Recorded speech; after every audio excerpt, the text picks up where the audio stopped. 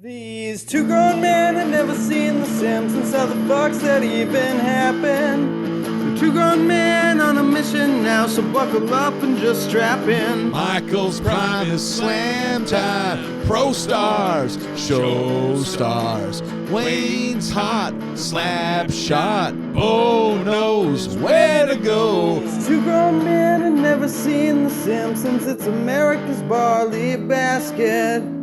Welcome, everyone, to another episode of America's Barley Basket. I am your host, Marlon Wells, alongside host Nathan Fulzelbach. Hello, Nathan. Oh, hello, Marlon. How are ya? I'm okay. Yeah. We've been sitting here a while. The hunger is in us, though. I mean, physically, I'm hungry. Physically, I'm Yes, starving. I Yes, absolutely. ate a delicious meal at Village Inn, and I'm thinking back to it fondly. Mm-hmm. I did have my second ever Village Inn men's room mishap. Oh, no. Yeah. With the bathroom talk already? Someone was using there's no pissers, there's no urinals, just two shitters, two stalls, Big Daddy and the little guy. Okay, sure. And someone was in rocking a piss on the little guy, so I'll go into Big Daddy, you know. Okay. And I don't want an elderly man barging in here as I'm using, so I lock the door. Right, a lot of old people in there because it was lunchtime. I go back, I finish my business. I try to open the door. The fucking lock is like, and I remember when I pulled it shut, boy, that came too hard, you know, like it was like to the point. I'm not fucking lying. I was like, is there a way for me to somehow gracefully climb on top of the toilet and get into the other stall and go? A fit man could, a 12-year-old boy could. A grown-ass man would struggle with it. But to answer your question, no, there's not a way for you to gracefully do that. So it was me throwing shoulder blocks while trying to move the tiny little stick that barely exists to move it over, or one hand pulling and seeing if that would help. Is it a push or a pull operation? And then it just came undone because God has a sixth sense of humor. And it reminded me about 5 years ago, I was going to a wedding and a friend picked me up at that same fucking Village. It was like, hey, let's grab a super early breakfast so we have normal food in us for this long day ahead. Sure. And I went in there, fucking 7:30 a.m., place is barely open, you know, nice time to be in there, you know, like everyone's bright-eyed and bushy-tailed. Go in, fucking eat a big full breakfast, drink too much coffee. All of a sudden, I got a steamer building up.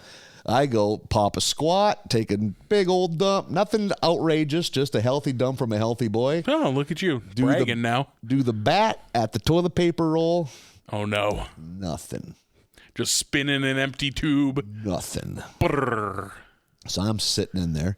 Fucking realize I don't know my buddy's fucking cell phone. I'm fucking Facebook messaging him like, hey, bro, he fucking doesn't have that shit up there. SOS, bro. Nothing. And there's 5 children horsing around in there. Oh, so no. I'm like, do I call out for the children? No, you don't. Please bring, son, throw me some toilet paper. I can tell you right now, I don't call out to the children. Yep, I didn't either. Attaboy. I didn't either. We know what I did? Took off my fucking socks. Oh, no, that's what I was worried about. And I wiped my ass with my socks. Took both of them? Yeah, took both. Oh, did it ever. Holy, there was some creative folding with the second one. And where did they go when I was done? Into the toilet? Right, fuck. I hope it gummed up the work so much it was a $4,000 plumbing bill. That's what they get. Yeah, because I understand fucking restaurant work can be tough. If it's fucking 10 p.m., I give them fucking credit. Hey, it's been a crazy day at the Village Inn. No one got to it. It's morning. They had a whole fire shit up. And I mean, it's not like there was 7 strips of toilet paper. It was gone. Yeah. It's like someone just dropped the fucking ball on Somebody this didn't one, check the toilet paper, yeah. And their clientele is in their 80s. Yeah. There's a lot of panicked shits happening there. So like, they need to be on top. I hope that fucking plumbing bill, and they pulled out a pair of Nike ankle socks out of the fucking toilet. Ankle socks are little. I wish I had more to work with. Brother, you got to start wearing knee highs after that. I just hope I don't got to fucking wipe my ass with my socks anymore. I hope for that every day. Next time, I'm wiping my ass against the wall like a Hellraiser, fucking just fucking leaving zigzags of shit. Yeah, but that doesn't get the job done. Yeah. Those socks didn't get the job done. Better than a bare ass wall. You know what? I think what I do now, I wait for it to be empty and I fucking duck walk into the other stall. I think I have that kind of confidence. I think that's probably what I'd have done. The children too. shook me. Yeah. Oh, yeah. I'd have been shook by the children. Knowing that there's children that could burst through that door at any moment when I'm fucking walking with poo-poo buns and no exposed dungus. He gets fucking... That's a recipe for fucking jail time there. You're pulling your front shirt tail down over your bits. Now your dirty buns are out. There's no one. That shirt's not long enough. Don't look at me. You sure seem like you want to be looked at. I'm transferring stalls. Sounds like something a creep would say. Mm-hmm. All right, asshole. We already got the cops on the way. No, my buns. Yeah, I bet they're messy. Just trying to clean my butt mess. Ate a lot of crepes for a straight man.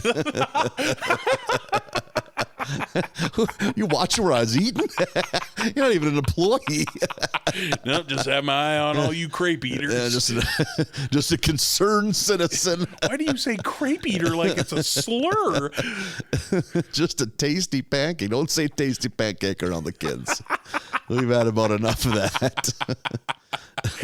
Oh, Christ. I got myself an ad in my Facebook feed earlier today for a pancake feed, and boy, do I love me a pancake feed. I tire of pancakes pretty quick. Me Unless too, there's maybe other toppings. Me too, but I can hammer down a bunch of them before I get tired of them. Yeah.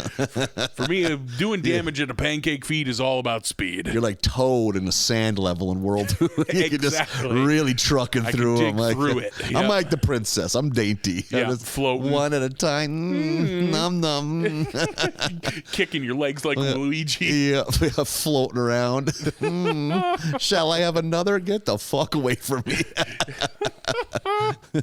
Not me. I'm like Toad. Just hammering. Get me through these fucking cakes. Because I'm going to get tired of them in about 14 minutes. So it's a matter of how many can I get in me. How many cakes for baby? That's what you ask the male server. You order. Put your hand on his hand. Your turn. You just watch him. I'll be right back. You just see him get in his car and leave. That's clearly not his own smock. I don't think that's his car. That's Village Inn property. Yeah, he just gets in a car that's running because it's wintertime. He tries a couple. Yeah. A couple locked ones. I don't think anything means anything anymore. Can I get pancakes? Yeah, how many? However many you think is proper. I'm a Desert Storm veteran. I don't have to put up with this. Holy shit, putting your hand on another man, or a woman's hand too, but another guy's hand and asking them to order for you, it's a fucking unorthodox maneuver. Yeah, it's a flex. Yeah. That's the kind of shit you can do if you're like an insane billionaire. Yeah. He owns the store. Just some lunatic debutante. Yeah. You can get away with that if you're Mr. Village Inn. Yeah.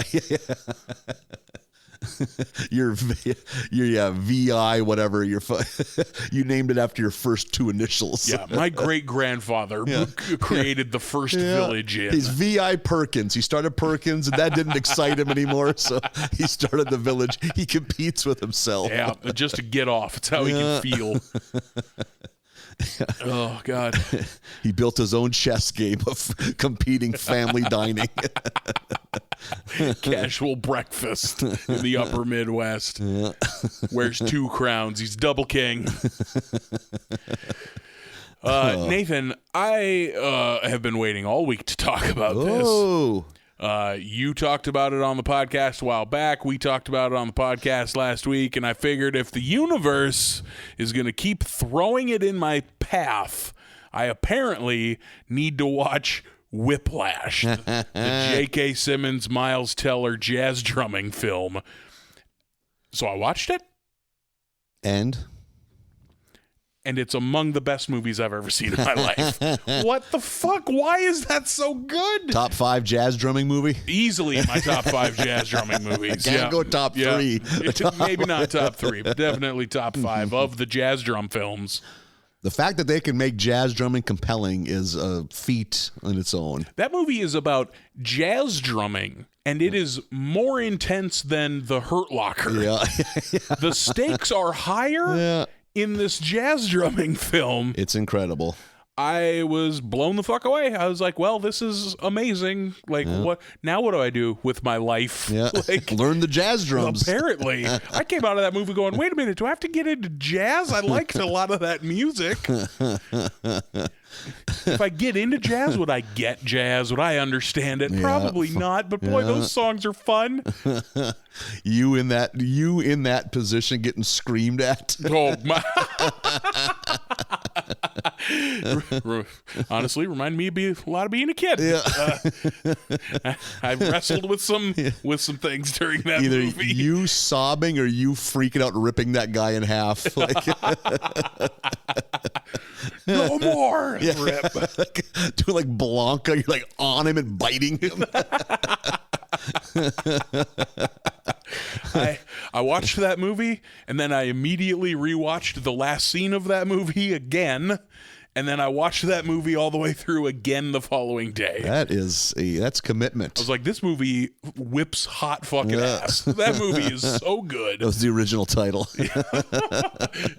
Pretty sure Hot Fucking Ass is a jazz song that we've never heard of. That's a technique. Oh my God, that movie's so That's fucking fun. great. Yeah. J.K. Simmons is amazing. Yeah. It's an emotionally devastating movie.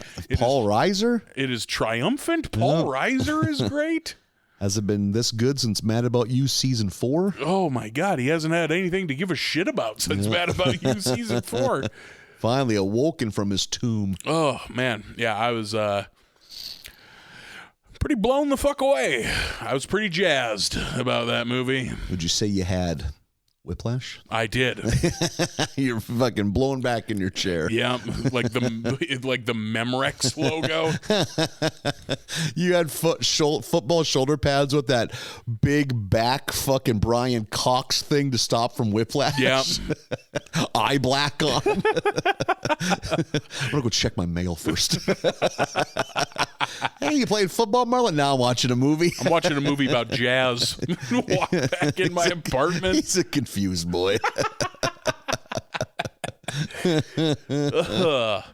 Just hearing you screaming at the TV. Stop yelling at him. Don't you yell at him. He's a nice boy. He just tried his best. He just wants to play jazz Let drums. him play the jazz drums. Oh.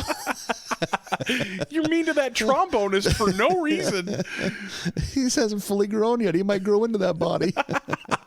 Don't make fun of his bosoms. And then it's you cheering and just knocking shit over in your apartment. Yay!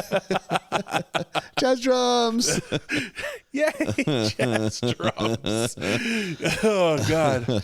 Yeah, that's not to be fucking 8 years late to the party. Yeah, but not quite that late. I bet 2018. 2014. Is it really? No fucking way. Yeah. Holy shit. Yeah, it's turns out it's real good. Agreed. I'm with you. I wish I had a hot take, but I'm 110% behind. Yeah. My favorite jazz drumming movie by far. Yeah. I think you need to see more jazz drumming movies. You haven't watched the French new jazz drumming wave? Oh God. Yeah. So that was emotionally where I was at this week. Yeah, I'm just thinking about drums the whole time. Marlon, how's your life? I watched Whiplash twice in 2 days. Oh, so not great? Yep. Hey, Marlon. Hey, Nathan. You know who's never, that I know of, gotten a scholarship to attend a prestigious East Coast jazz drumming university? Who's that? The Simpsons. I mean, that's not true because we just had the episode where Lisa gets exactly Not that. as a drummer. Oh, Jesus Christ. Rewind the tape. Congratulations. I made sure to specify because I thought that too. I'm going to edit that out to make me look right. You got to remember, I do post-production on this show. The truth always And finds a way. pre-production and production. It'll all come out. The negatives or the whatevers will come out. Our True Blue fans will be piecing it together like the fucking Dead Sea Scrolls. Like the Zapruder film. Yeah. Wait one goddamn minute. He did say drumming. He emphasized it. That becomes the Da Vinci Code of our podcast. All of that work just equals you putting a retraction in the comments on the YouTube video. Yeah, I think Nathan did say drumming, and that's it. That's all you get. Two sweaty guys in an apartment together. Makes you wonder if it was worth it. That's like when you were all bent out of shape because, like, when you pointed out that I got the lineup wrong on Mike Tyson's Punch-Out, and I was just like, "Oh, you're right. I'll be damned." Is that it? Like, as if you wanted some grand apology, kind of public flogging. Some kind of, you want me to perform seppuku in my own apartment? You should have to fight a boxer dressed up like Soda Popinski at the street fair. Just because you didn't believe me that you fought Don Flamenco twice. What was it again? I think it was that. Don Flamenco came up again, yeah? Okay. Yeah. Which is, looking back, a pretty simple mistake to make. Yeah, and a hell of a thing for you to be like so intent on my apologizing. I think it's good for you. It's healthy. I watched Whiplash twice this week. I don't know what's healthy anymore. So we're at the very, very end of episode or season 30. For some reason, they did 23. It was a dumb number. Yeah, whole bunch of episodes in season 30. The final one is Crystal Blue-Haired Persuasion. For the first time in history, the power plant's earnings are down from the year before. They show like a chart. Yeah. It's just been growth for 45 fucking years till now. Of course, this cannot stand. So to make up for this, Burns cuts employees' children's health benefits. That's the first thing on the chopping block. That's the first thing. Your kid can't go to the hospital. I like that Smithers points out, because Burns is like, how could this happen? It's like, I like that they address that. Yeah, everyone's doing solar. Like, no one's using nuclear power in 2018. You can imagine how well this goes over. I do like when things get so bad, there's like rioting. They're throwing shit at Mr. Burns. Yeah. I like that he is so feather-like that he floats down on a steam cloud puff. Yeah. Like Goku with his weird cloud. There's a deep cut for you. Thank you. Yep. I do think, though, I bet if you're 33 years old, you get a Goku reference. Yeah, at least one as easy as he flies around on a cloud. Yeah. Like if I'd have said Nimbus, which is what that is actually called, it might have gone past some people. But I said cloud thing, and they were like, okay, sure. I'm with you. Yeah. So because of this, they got to make some changes in the Simpson household. One of which is they start giving Bart a generic ADD drug until it starts causing some unwanted side effects. Because I think Marge rattles them off, and Bart is suffering from each one. Well, she's watching that video of that doctor explaining all the side effects, and it's Werner Herzog's voice. And isn't one of them dolphining? Yep. Something only described as dolphining. Yeah, that was pretty good. And Bart's flopping and squeaking, and then like shuffles out as if he's on his tail. Yeah. I love anytime Werner Herzog shows up on this show. It's happened a couple of times now. And maybe even playing two different characters? Oh, yeah. I don't think he's ever played the same character. Also, to help save money, they decided, let's try and see Dr. Nick. But sadly, he has lost his medical license. And fucking Dr. Nick says as they leave, if you become a dog, then I can medicine. Yeah. Just such a good line. Now he's a vet. Yeah. The Simpsons are out of answers, so Marge turns to what else? The healing power of crystals, baby. Yeah. Stumbles into a crystal shop. Who is voicing Crystal Lady? It's a woman who I didn't recognize even once I looked her up. If I get her name wrong, I'm sorry. It's Elena Douglas. Oh, Ileana Douglas. There you go. You would definitely recognize her from a handful of roles. I'm looking at her face right now, and I don't. No shit. I don't at all recognize her. She showed up in a lot of shit in the 90s and early aughts. She looks like you aged up Chelsea Peretti. I don't know if that's a compliment or not. It's factual, is what it is. It's not meant to be insulting. We're not here to hurt or help anyone's feelings, though. We're just here to give you the straight facts. She's apparently from 6 Feet Under. Do you know that show? Nope. Okay. Me neither. Yeah. I'm trying to think of what else. Maybe I shouldn't be talking up Ileana Douglas. She's in the movie Alive, if that does anything for you. Okay. I haven't seen that since I was a child. She was in a movie where she plays Carol Kane, Grace of Your Heart. Holy fuck, why would anyone have seen what? Carol, Carol Kane, right? Or is it Carol King? It's no idea. It's too late, baby. Oh, it's too late. You know that song. No, keep going. Maybe I'll get it. Maybe I'll get it in a second. Move under my feet.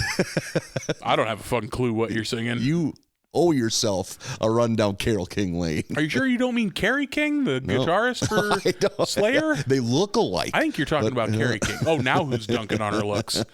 Carrie King's a handsome man. That is not true. I can't. He's the bald-headed one, right? Yes. Okay. He's a good-looking metal dude as far as metal dudes go. List your favorites. Him, Corpse Grinder from Cannibal Corpse. That's that guy's name. Yep. With his fucking 4-foot wide neck. That dude is all neck. That must be a thing. The guy from fucking Slipknot has a weird neck for his build. Corey Taylor, yeah. Corey Taylor's got a big neck for a tiny body. Corey Taylor's 5'3". Yeah. He can't be taller. But it's all that neck. Yeah, weird. All that neck. I'm looking down other things. I don't recognize any of this woman's stuff. So, but by God, she can sure voice a crystal saleswoman. By stuff, I mean filmography, not like her stuff. Although I probably wouldn't recognize her stuff if I saw a photo of her. Yeah, I don't think she did quite too many of those type of movies. In Goodfellas? I know Goodfellas. No shit, I did not know that. As Rosie? Who the fuck? I don't know. I'm wondering if that was like the early when like Ray Liotta's young and he first meets his wife. Maybe she was one of his wife's friends. Maybe, no idea. Yeah, I could see her being like one of the hens around. Yep. Yeah, that I'd almost guarantee. Or one of the other mobsters' wives, or daughters, something. even. Sure. She would have been pretty young then, I bet. Yeah, yeah. So, but that's who voices her, not Carrie King. Yeah. So Marge is all about that crystal life. Well, not really. She just get willing to give it a try because she's kind of out of options. So she gives Bart some of them sweet crystals. And by God, if it doesn't make a difference, our boy Bart gets an A on a history paper, and Marge is super jazzed about this. Mrs. Van Houten gets word on this, and she wants in on this crystal lifestyle, and Marge helps her out. Decides to go pick up more. But it turns out that the hippie lady is closing up the shop to join a cult. And there's a great quote where it says, "Sisters, let's go Sharpie in the whites of our eyes." And they do. That visual of rubbing a Sharpie against your fucking eye is gnarly. Nope. Didn't like that. And she just lets Marge have her entire crystal inventory. I mean, it's like fucking crates of them. Yeah, go on, take it. Like, she doesn't even care. Just all the shit. Yeah, because she's decided to join the cult. So that's how it goes. Yep. I think. I bet it's like why do I need money? Money's going to be irrelevant on fucking Zing Zing Zong or whatever fucking made up planet they're moving to. You know, the comet's coming. Our currency's useless there. Yeah, leave everything. So Marge now, Springfield's got goddamn crystal fever. So Marge fashions her garage into a makeshift crystal shop. Ned comes over to inform Marge that Bart got another A, which leads me to believe that I guess this Ned being a teacher thing, canon. I have right here. Oh, Ned is still the teacher. Yeah, okay. Interesting. Yeah. It's funny when they make that choice to make something permanent. Yeah. It also it also made me realize how little we touch on the school anymore lately. Like, I bet we haven't seen the school since that episode. At least Bart's class. We see Lisa's. I think losing Edna really took a lot out of that. God, so much of the school shit was based around Edna. Pour one out for Edna. So Marge is killing it with her new business, and Homer couldn't be any happier. One thing about Homer, not an overly macho, like he doesn't need to be the breadwinner. He leans in hard to being a fucking housewife. Yeah. You know, just being around, and not doing any housewife shit, just being fucking lazy. Yeah. He has no problem with Marge making the money. Dude just wants to lay around. Which, respect. I love laying around. Yeah, it's so fun. It's in my top 5 things to do. I'm good at loafing. I lounge well. Yeah. You handle the lounging, I'll handle the loafing. Loaf and lounge. Just a lot of comfy chairs in a perfectly temperature room. Yep. You give me that, I can be here all day. Everything is going great until a woman named Piper Paisley enters the picture. She stops into Marge's shop because she owns a holistic shop named Plop in Shelbyville. And Marge's is Murmur. Murmur, I think, is a good name for a store from Marge. Yeah. And I think Plop is meant to poke fun at Goop. Yeah, if I were to guess. Piper lets Marge know, hey, stay out of my way. I'm that person. Like, not one to back down. She decides to fuck. She ain't gonna fucking. Not only is she not gonna back away, she's gonna get right in on it. She opens a kiosk in the Shelbyville Mall, right next to Piper's. We get a fucking great scene of the bullies fucking like rocking and tipping over Gil's cell phone case kiosk. Insane. Which the title of it is Gil's Last Stand.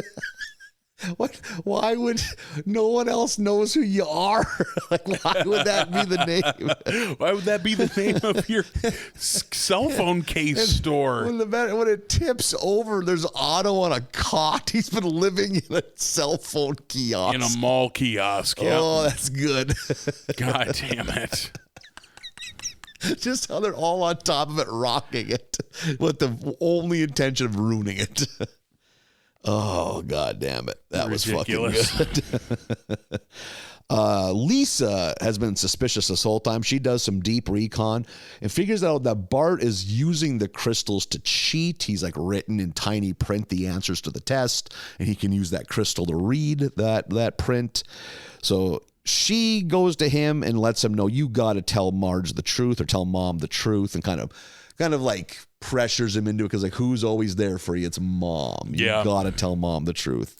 I like that Lisa has not bought this from the word go. Yeah. Lisa just pokes her head in throughout this episode before this to be skeptical. Yeah, she's a woman of science. Yeah. Meanwhile, in Shelbyville, Marge has sicked her sisters and her mom on Piper's kiosk just to kind of raise fucking, all holy hell. I think maybe are Patty and Selma bogarting free samples? Yeah, or like making her is Marge's mom there? Yep. Like, oh, whoops, I have this egg inside me. I have a yoni. Somewhere inside me is a yoni egg. I think it's hatching. Unbelievable. Incredible. God, one of the best pops I got in this batch. Holy shit. Side note, during all of this, like when Marge is excitedly setting up her new kiosk, Maggie is sitting there in a Murmur t-shirt and jeans. Yep. And it's fucking weird to see Maggie in pants. Yep. I don't like pants, Maggie. Yeah, like it's so off-putting. Like, yep. We've seen her in a onesie for 30 fucking seasons. Not my favorite Maggie moment this batch. We get a great one later that I was very into. I think I know what you're talking about. I like Starfish Maggie. I don't like pants Maggie. Bart finally admits to the crystals not working, and between that and at the same time, a bunch of other Springfieldians angrily return their crystals. Because I'm trying to think, Mrs. Nelson, whatever Nelson's mom is, she got some crystals. I can't remember what her goal was. I think just to advance at the strip club, like to move up. From cocktail server to dancer. Yeah, something like that. And Mrs. Van Houten laid them through the middle of the bed, so as if it'd be like a force field to keep so that Kurt couldn't get to her. So good. And she's like, he crawled over these 3 times. There's a big pause before she says 3 times. So Marge bows out of the snake oil game. She returns to find Homer. In some fucking great turnaround, he's like sheepishly asking her if he can get a job, which is so good. Like, unfucking believable. I know. You love having me here, but I feel like I'm unfulfilled. And she's like, you have a job. They've been calling every morning. That is so good that they've been calling every day. So I enjoyed that side story. Like he's like doing like at home like aerobics on TV. Yeah, like TV jazzercise. Yep. That is something that's gone. Is sports channels showing workout shit in the early AM. Mm-hmm. Well, they figured out they could just sell it to you rather than getting it on television for free. But you'd think that would still be cheap programming, just basic bitch workout shit, like. Yeah, I guess they filled it with other stuff that they can sell ads in. You can't really sell ads in a fucking workout. Yep. You can just show a rerun of SportsCenter. I bet is what they figured out. Yeah. That gets more eyes on it. Costs us $0 extra and we can sell ads. Yeah. Episode ends with Marge driving to an old farmhouse to pick up or to check on the Crystal Lady, which it goes because it's so in the middle of nowhere and quiet. And when she fucking goes from 0 to 6, like running out of there, it was so good. Marge. Yeah. So good. I enjoyed this episode. Me too. I like this one. The Werner Herzog stuff I thought was funny. There's so the one part I didn't like, and we get one of these every so often, a long musical breakdown complete with like hallucinations of Marge and Homer and the world is made of crystal and they're like going through and Crystal Blue Persuasion is what's playing. And I'm like, okay, let's wrap this shit up. But we get the Space Coyote from the Space Coyote episode. Fuck, you're right. He shows up, I think, holding a crystal in his mouth or something, and then he just murders a Roadrunner. Yeah. And I like whenever we see that Space Coyote. I didn't even put 2 and 2 together. I remember thinking, why doesn't that coyote look more like Wile E. Coyote? Because that's because it's the it's one not that meant to be. Yeah, it's the one Johnny Cash voiced in that fucking episode where Homer's lost in the desert, way back when, and not the first time he's shown back up again. Like I like when he pops up in things. Within the last 10 seasons, he's been here again. I don't know why I like that character so much. I like the design. I like how he's drawn. Like it looks very cool. And I marked out. I was like, Space Coyote. And not like overly Simpson-y either. He has his own look. He has his own look. I think because he shows up as a hallucination the first time, so they kept drawing him that way. Oh, okay. I think he looks fucking cool. Piper is played by Jenny Slate in that episode. You know who that is? Comedian. Yeah. Actress as well. Yeah. Yeah. What can you think off the top of your head? What's her most known?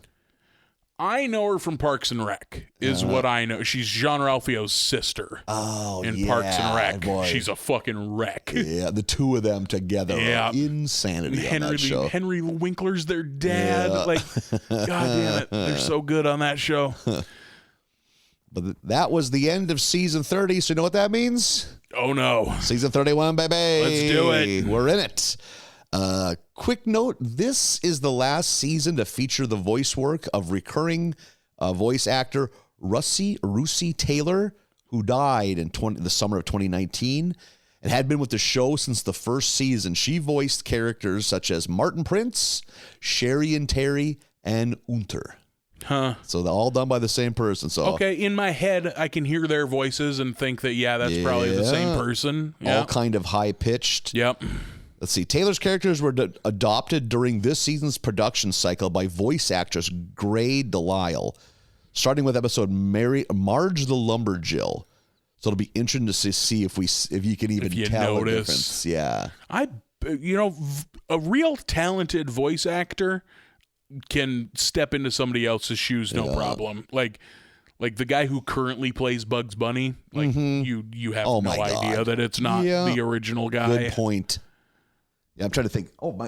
Every fucking Bugs Bunny character. Mm-hmm. The man that originally did Daffy Duck would be 150 years old. Right. I forget his name. Yeah. There was a time I knew that guy's Mel Blanc. Well, I thought Mel Blanc did Bugs Bunny. Yeah. Yeah. Yeah. But do you think he did them all on that Probably show? Not. Yeah, I wonder. I know I always give a rundown as to what was happening on Fox at that time. Again, we're going to get your Family Guy. You're going to get your Bob's Burgers. We did have two new animated shows. I remember seeing ads for them both. One is called Bless the Hearts. And the other was called Duncanville. Also no idea. What the fuck are those shows? And neither of them was a complete flop. Bless the Hearts got 2 seasons. Duncanville just ended 3 months ago. It says 3 seasons, but I'm guessing that 3rd season was clearly truncated. Okay. If it ended in fucking October. But it means they weren't abject failures. Yeah. I always think we have probably mentioned fucking 15 There Today, Gone Tomorrow animated shows they have tried to put on. A couple of them had to have been bangers. just great. Like, oh my God, there are people that are still emailing somebody to bring it back. Yeah. My barometer for that is the Clerks animated TV show, because I think that only aired, and that wasn't on Fox, that was ABC. But like the Clerks animated series, I think aired 3 episodes. They made 6. Yep, and you can, because I know you can buy on DVD. You can get all 6. And I have, and they're fucking funny. Are they really? That show is so goddamn funny. Huh. And like the art style is super cool, real fat outlines. Yeah, like I can picture the design of it. Funny that Cartoon Network never paid to get to run that in reruns forever, you know? I mean, at some point, what are you going to buy 6 episodes of a thing? Yeah. And I could see it though, and run it for 3 months. There are like less than 15 Oblongs episodes, and they ran the Oblongs forever. Or Baby Blues. Remember how much they used to show Baby Blues? No, I don't know what that show is. That was OG Adult Swim. It was based off the comic strip. I think it was UPN, which became merged with Warner Brothers and became CW. Okay. Back in the UPN, I think thought they were going to get in on like the ground floor of animation. Like, well, you know, Fox has got it. Everyone else has failed. It's time for, because everyone tried to get in on with the surprise success of The Simpsons, but UPN had a back-to-back block of the Oblongs and Baby Blues. Okay. And that's why Cartoon Network got them for a song, because nobody knew those shows existed. I've never seen either of those shows. Oh, you missed out on the Oblongs? The Oblongs, I think, was a genuinely good show. I think by the time I got into Adult Swim, it was Family Guy and Futurama reruns, and like the way tail end of C-Lab. Okay. There was Aqua Teen, which I never thought was funny, so I didn't watch it. And the ramping up of their other shows. Oh, okay. Like fucking Assy McGee and Tim and Eric would have been on by then. Or not Tim and Eric, but Tom Goes to the Mayor. Yep. So you never got in on them showing big blocks every night of King of the Hill? Yeah, maybe. Like that is sounding a little familiar, but they showed that a lot too. I bet I've seen less than 5 episodes of King of the Hill. Memory serves me early. I mean, I just by pure luck, me and a roommate stumbled on to like the first night we saw all those shows debut. Because with those weird interstitials of like old people at a pool, because it was Adult Swim. Like, I'm pretty sure for when the first calendar run of it, it was half anime, half comedy. Yeah, I remember there was a lot of anime in the early days. Yep. And then didn't it get relegated to Saturdays, I think? Yep, Fridays or Saturdays. I can't remember which, but that was it. Anime night. Yep, and I think now, it's every night, at least some of it's the funny shit. I think anime night is like a 3-hour block on Fridays or Saturdays. I could be wrong, but I'm almost sure that you can watch a rerun of Family Guy every night on Cartoon Network. I'm pretty sure it's come down to that now. I'd believe that. I think it was close to that back then. The one thing that sticks out in my head about Oblongs, I'm pretty sure Will Ferrell was the voice of the dad right before he popped. I mean, that show probably aired like 99, you know, like. There was a time UPN is where SmackDown was. Yeah, you're right. Wow, that was a last gasp. I bet 90% of their fucking payroll or budget was spent on SmackDown, and 90% of their viewership. Yeah. The UPN, I think UPN also went for a lot of like black centric. Like I think Moesha, like Brandy's sitcom was on there, and a couple others. Yeah, and I think on the other side, WB was teen drama. I'm pretty sure Dawson's Creek. Okay.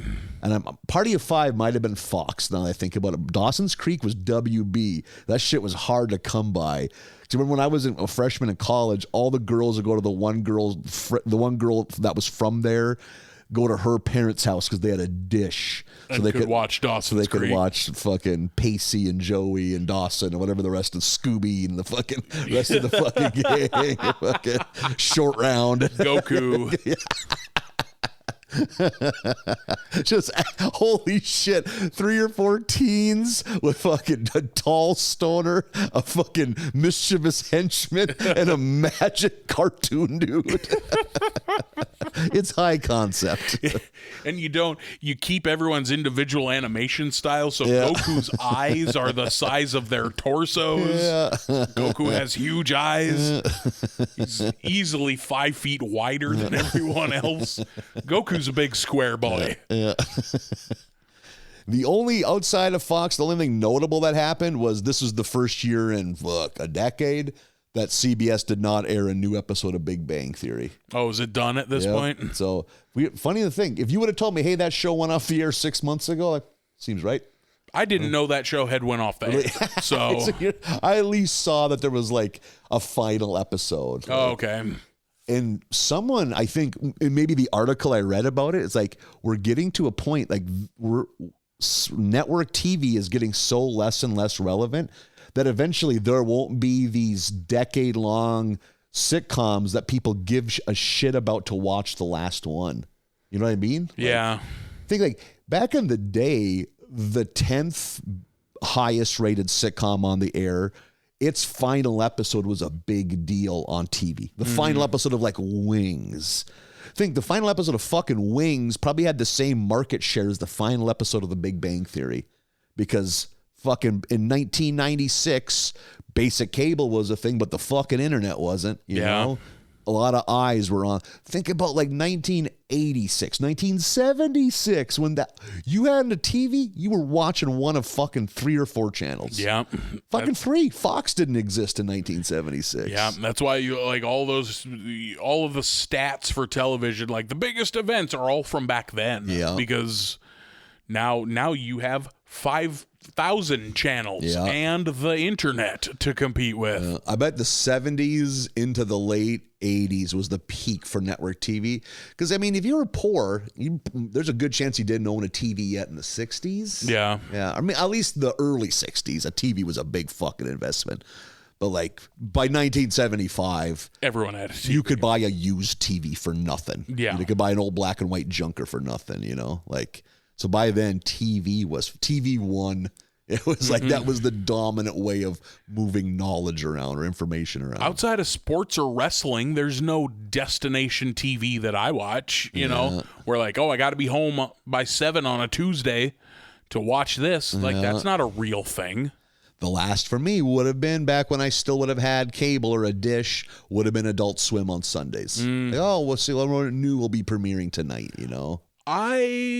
I did that with Game of Thrones, now that I think about it. Yeah. Like, I was still doing it then. So, like HBO Max streams live, you know, like, so. Sunday nights. Hey, Sunday night at 9 o'clock, sitting down and watching Game of Thrones. I did that, so I guess that wasn't that terribly long ago. Fucking HBO was leaned into Sundays. That was like Sopranos night. Sunday's a big day on HBO. Yeah, 25 years now.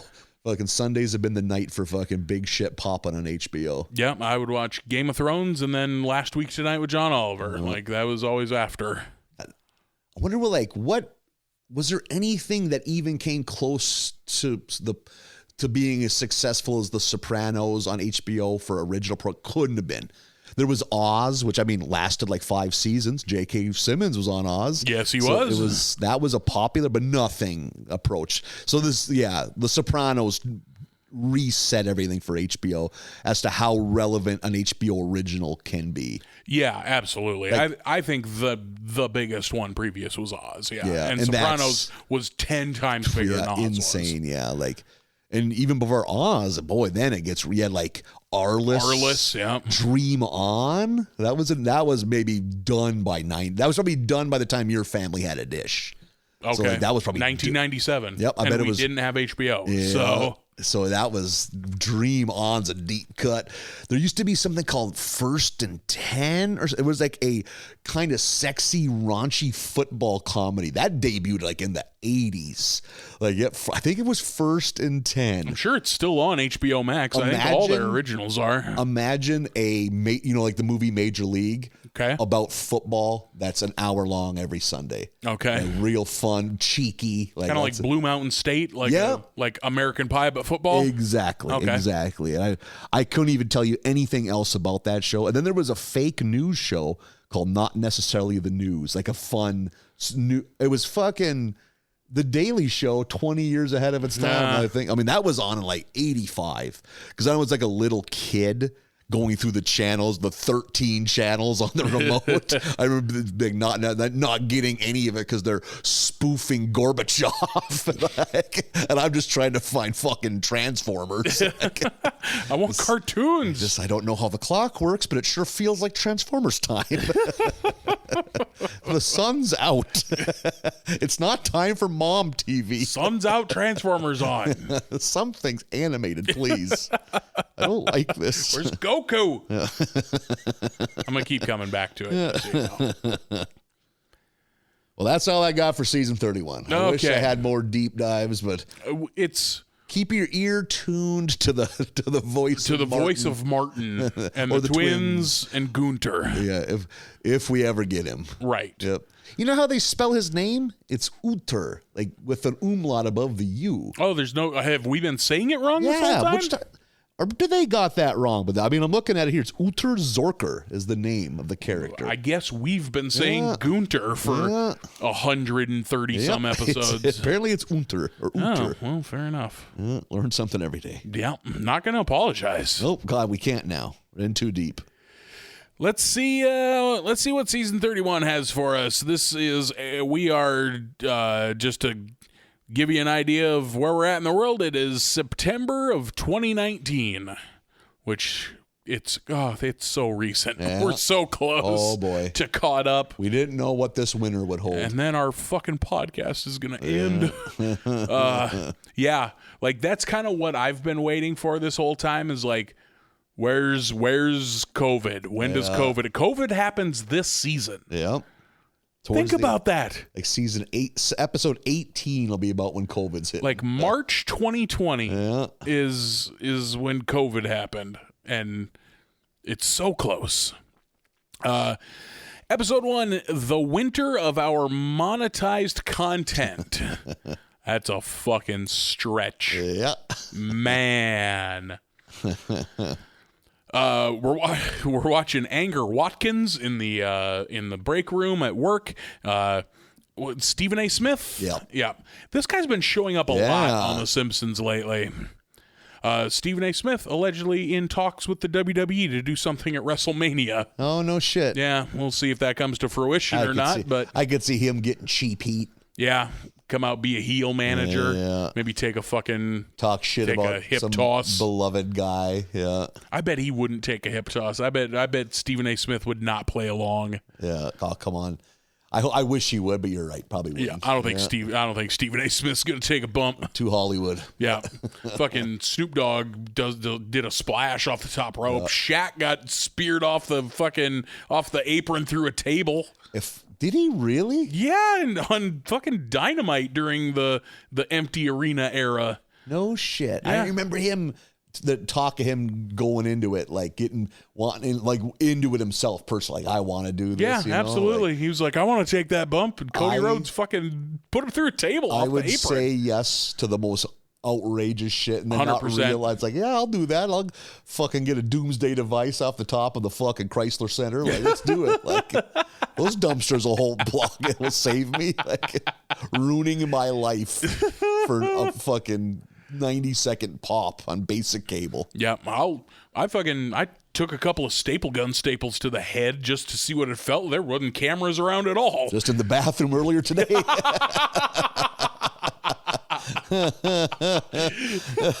You had your purple suit on, staple and a joker to your forehead.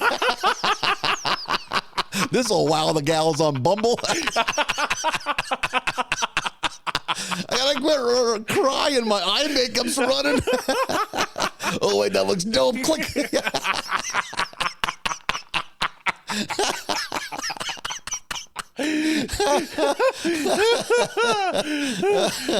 Trying to wipe tears without wiping the makeup.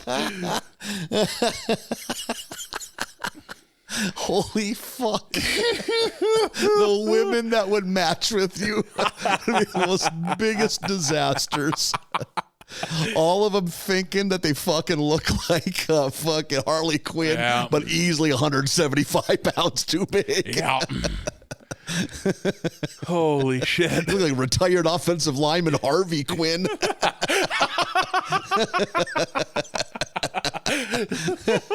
Well, you're a little fat to play Joker. Fair. Well, maybe we are a match. Todd Phillips won't return my emails. You want to go to Village Inn? Careful in the men's room. Fake ace.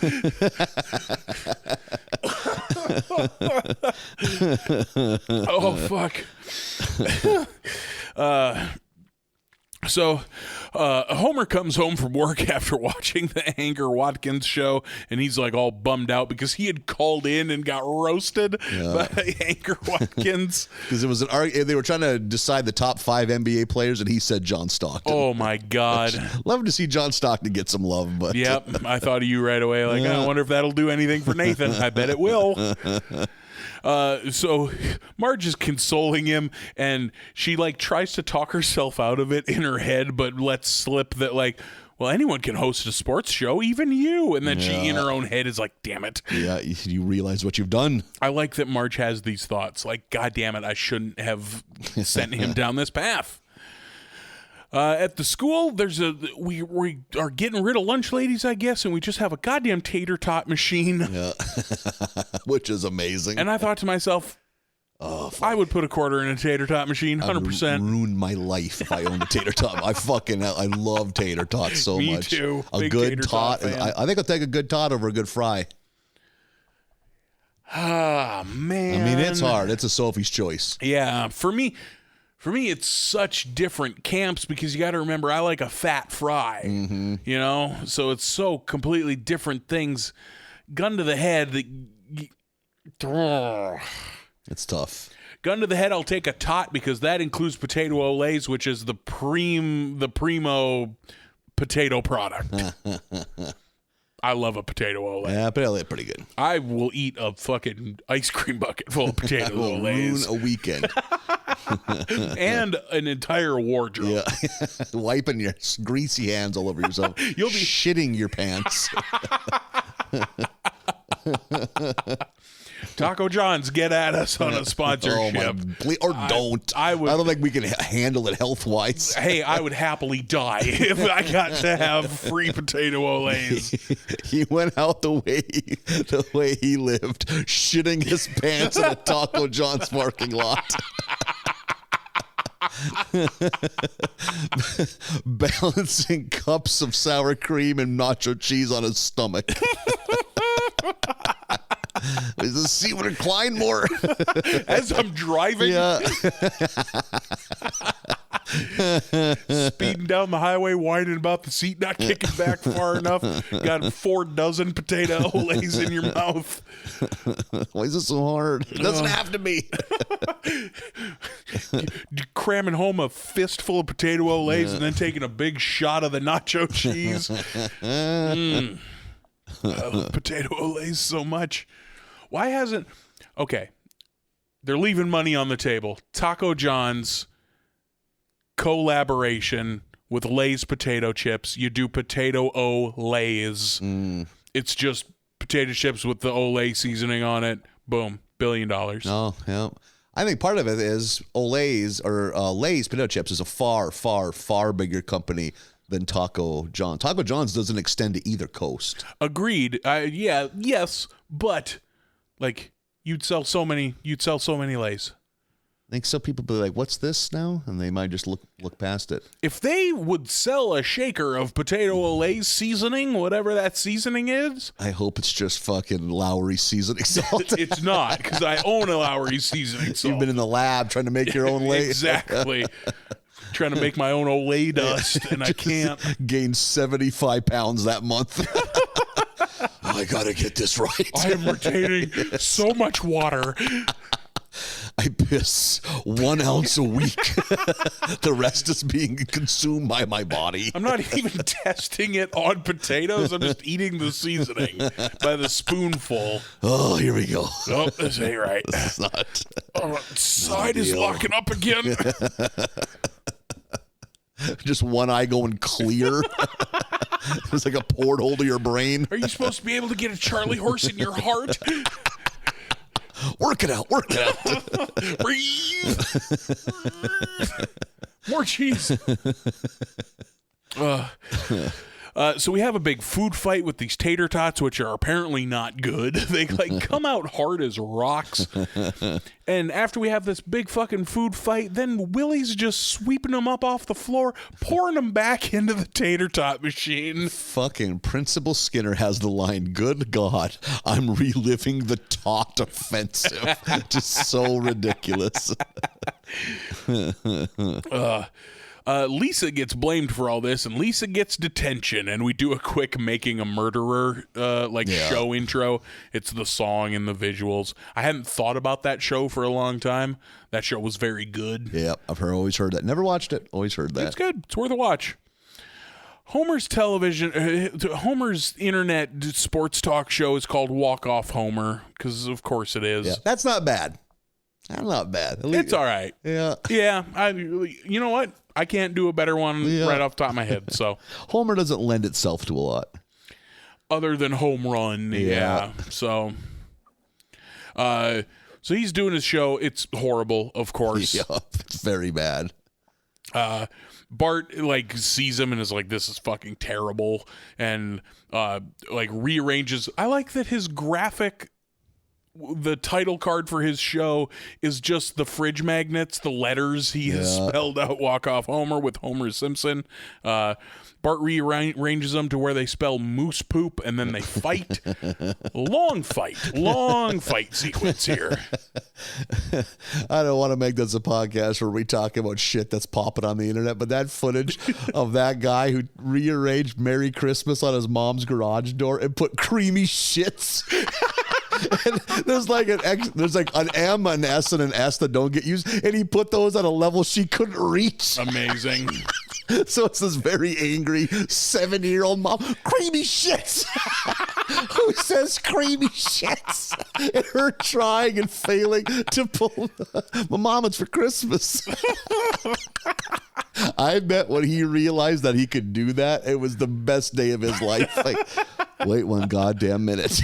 We could change this around. Because everything else is so nice with the candy canes and the fucking every other little thing, but he just switches those letters around. Holy shit. The big garage door, like a double wide garage, are huge letters. Creamy shits. Creamy is a weird adjective to describe your shits. Terrible adjective for shits. Better than runny? You're not going to shit your pants if you have creamy shits. A runny shit, a watery shit can come on you with the quickness. But at least when it's done, it's done. I feel like creamy shit, you're going to be working through the rest of your day. Yeah, your cleanup is a nightmare with the creamy shit. You want a solid shit, but you don't want too solid either. That's a sign of health problems, too. You don't want it to sound like you threw a big battery in the toilet. Like you're cutting off chunks off a summer sausage stick. Like you're trying to get rid of a pair of brass knucks. Clang. Nothing that needs to be fucking stomped to flush. Poking with the plunger handle in a fucking truck stop shitter. Oh, that's fucking rough. That's disheartening. You cross thread a log and can't get her going. Every once in a while, I shit far too much in public. I will hear the man next to me struggling in a way that breaks my heart and makes me worry. That sounds terrifying. Where they're panting on the toilet.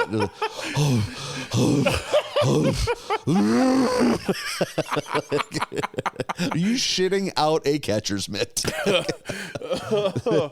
Oh my God, just them stammer when it's done, what have you been through? Leg shaking. Perhaps a glass of water should be mixed into the daily routine.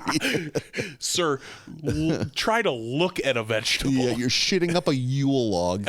Jesus Christ. Try a vegetable. Try some water. Like a fucking Duraflame Easy Light log. Yep. Oh, God. Just don't necessarily throw the crackers away in the Lunchable. Just get a little fiber might help.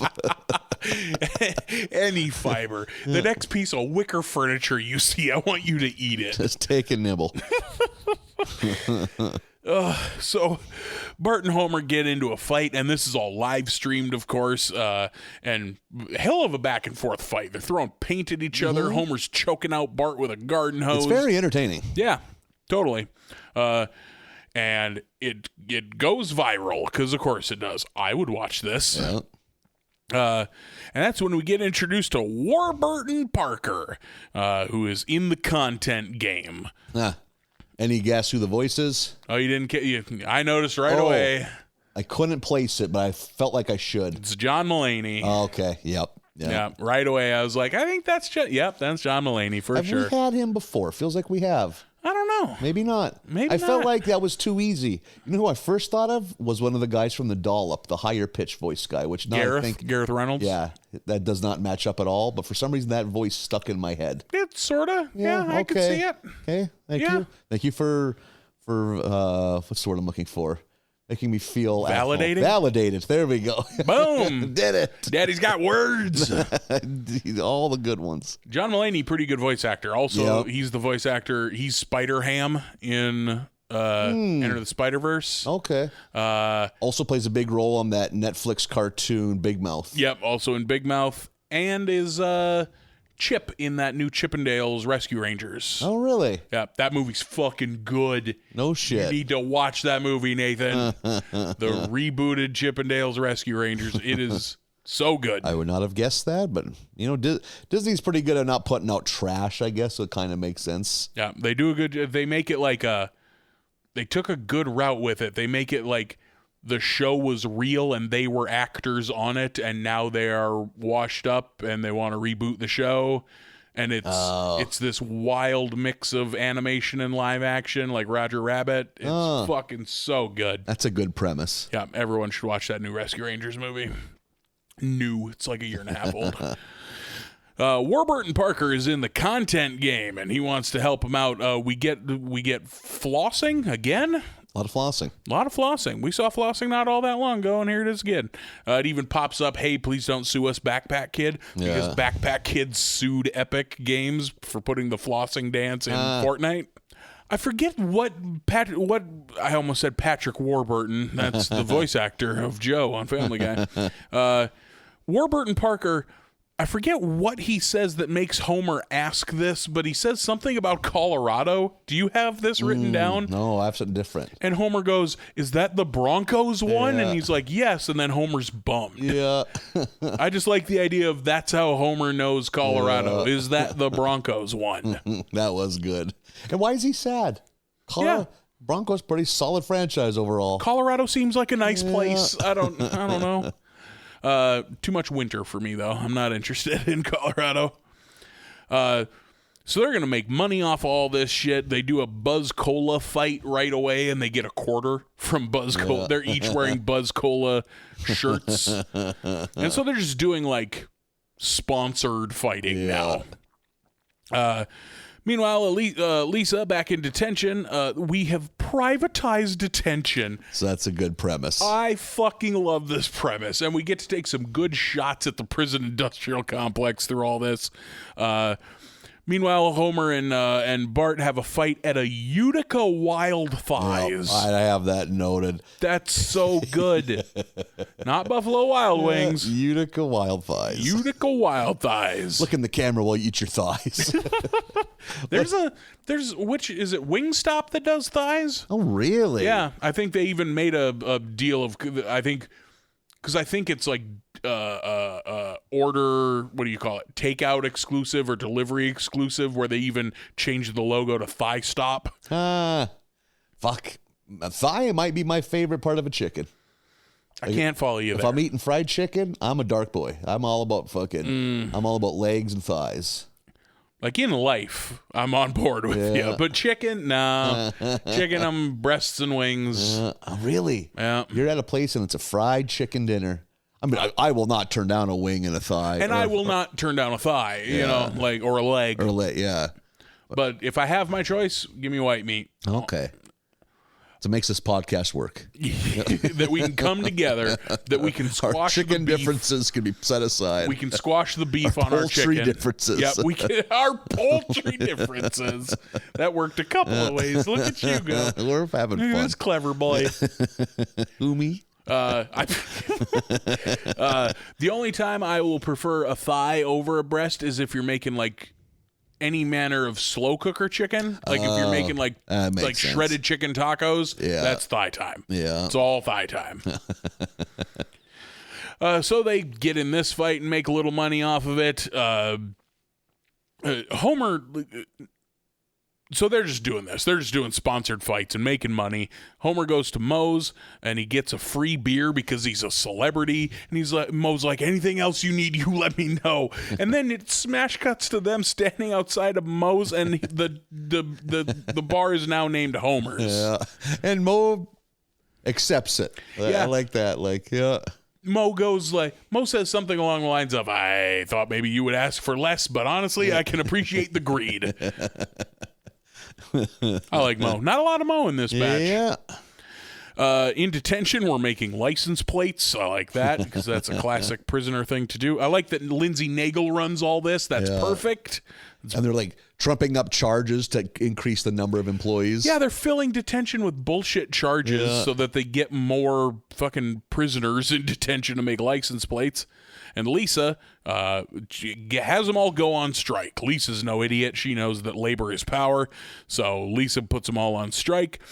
Meanwhile, Bart and Homer, who are enjoying this new money and this newfound fame, but just enjoying spending time with each other, come home from Moe's and get caught on camera hugging, and Comic Book Guy posts a hate reaction video about it.